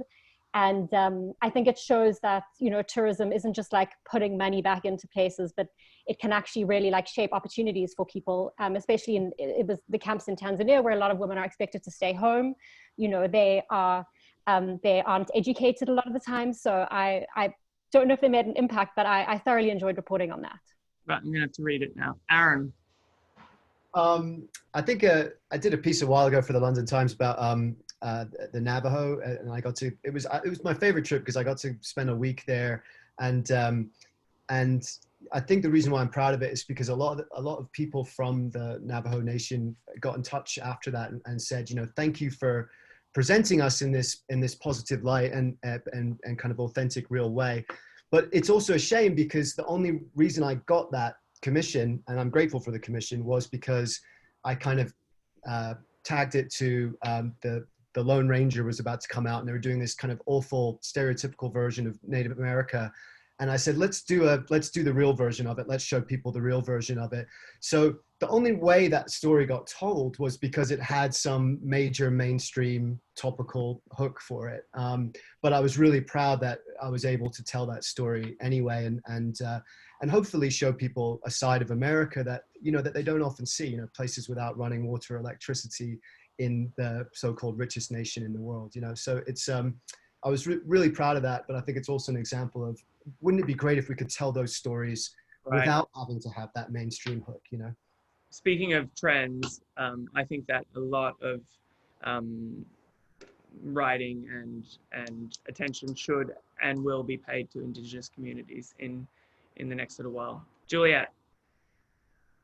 Thank you. Well, I'm proud to say that in the last 2 years or 3 years, I used to pitch stories about sustainability to, I'm just going to say it outright, the travel editor of the Times newspaper. I'm not interested in sustainability, nor are readers, Juliet. Fast forward, I think we're a little bit more interested. So I'm really happy that the fact that I've just kept trying to push those stories of sustainability. And I like to demystify the technical stuff, the back of house stuff, and make it more, what would be B2B, make it more B2C. But I would say the actual one that had the most impact in terms of a crazy amount shared on LinkedIn, ripple effect, I felt a paradigm shift because of it, was back in March when I shared something about delay, don't cancel. So in terms of that moment, I recognized, we can thank that. Actually, we felt that too. So thank you. Absolutely. Oh, of course. Yeah, I forget that you're a sort of, because my heart was in it. Yeah, no, but my heart was in it. I guess it was that transition, as I say, from industry style articles and narrative to consumer and making, people understand the impact of your trip, the supply chain. That person who, in India who supports 20 other people because of your trip has just lost everything, not to mention the middle people. And people, go, I want my deposit back. I want this. Look, that's your right. That's your consumer right, but it's not necessarily the right thing. And it's educating people around the nuance and just thinking about that one. That I think helped me shift people's thinking and just thinking we're all in this together and all these cliches and platitudes, but bringing it to life. Sophie. Impact's really hard to judge. I think that I see it as a kind of personal thing in a way, I guess, where I feel that I've kind of dug deep on some truth telling, and one of the most recent assignments was Tajikistan, which is a place that was just raising its really, really brave head above the parapet, only for COVID to shoot it down. And I also think just to sort of finish on a comment, I don't know how many journalists are listening to this, but be under no illusion that I can only speak for myself here, that, journalists are not necessarily business people. So I was interested when you flicked that question to Juliet, because she's got the brain to cope with both. But when I send my invoices to the FT, they laugh because my VAT is always added on wrong. I can spell, but I can't add up. So I have a Robin Hood approach to my industry, which is sometimes I lose money on jobs I care about. Sometimes I spend more than I earn just on visas, on all the extras, and also for trying to find a voice in places where there isn't the money to support my trip. So for instance, when Aaron's talking about Village Ways, these are not organizations that have got PR companies and loads of money by any manner of means. And I call it as kind of Robin Hood journalism. I earn a living through other means. I write video scripts for advertising agencies. I write advertising copy for print ads. That's my Robin Hood behavior. I take from the rich and I give to the poor. And I mean that as a mechanism of survival. If you're a writer and you care about something and you want to say it, whether it's in travel or in social justice or in politics, you have to work out the means to do that. And sometimes financially it isn't particularly sensible, but at least the voice is true. So my Tajikistan piece, because the voice was true. But I think I ended up spending more than I made. Well, I think that I'll just add my one, which is not nearly as virtuous or as impactful as all of you guys. But there is a little Gujarati vegetarian canteen in the back streets of Mumbai that's doing very, very well. I'll just say that. I know I went totally off script with all the questions that I was supposed to ask, but it was too much fun and we were just free flowing. So I don't know, I hope I've done a good job, but thanks guys. I admire you all greatly. And, keep up the good fight. I think we need you to, now that I'm on this side, we need you to tell the right stories that are going to put value on trust and expertise, actually. And I don't say that with skin in the game. I just say that, the future is that. We've had this wave of influencer kind of thing beforehand. There's lots of misinformation. People need to be guided at whatever level of travel they're traveling. So your expertise is critical. The role of a travel journalist is a real thing. It's not just taking vacations. Alex, I think I'm done here. I have to go back to work. Well done. I knew I would leave you guys last because it would get controversial. You opened up Pandora's box for sure, and I loved every minute of it. So thank you guys so much, really. I loved that analogy, Sophie, of I think that's our approach as well. We're not in this to become millionaires. It's to have a journey and to be part of the experience and to share the world with others is fulfilling in itself. But we do have bills to pay, so hopefully the publishing industry can sort out new revenue models. For the travel writers who are participating, I hope you've taken away some ideas of how you can stay committed to your true voice and the truth that you want to share. For the travelers who've listened, be on the lookout for their incredible travel writing. We're going to put up their Instagram handles on the next page, so be sure to follow them and see where they're off to next. yeah, I just want to thank you guys. That was an incredible conversation, and I hope we can pick it up again. I feel like we just scratched the surface. And for the travelers, really, write about it, write about it now. Yeah. That needs to happen. And we touched on this in the beginning, but for travelers who are tuning in, write to the editors. This is a group of freelance travel writers. The editors are the ones that hold the commissions. And so if you want these types of stories in the publications that you are subscribing to, that email address is there. You can write to them and say, these are the stories that we want to hear. And that will make all our jobs easier. But in the meantime, we will continue to champion those unsung heroes and those destinations in the shadows and bringing them to you. So thank you, everyone. This is going to close out our day 2 for the media. For those who are tuning in tomorrow, day 3, the last day, is going to be for hotels. So how can we get the supplier side to step up to the gate and really put some commitment behind their operations? If you want to register, you can do so at regenerativetravel.com//summit. There's still time to register for that. But otherwise, thank you all again. Enjoy the rest of your days, and we will see you again tomorrow. Thanks, everybody. Thanks so much. Bye. Yes, thank you. Thank you.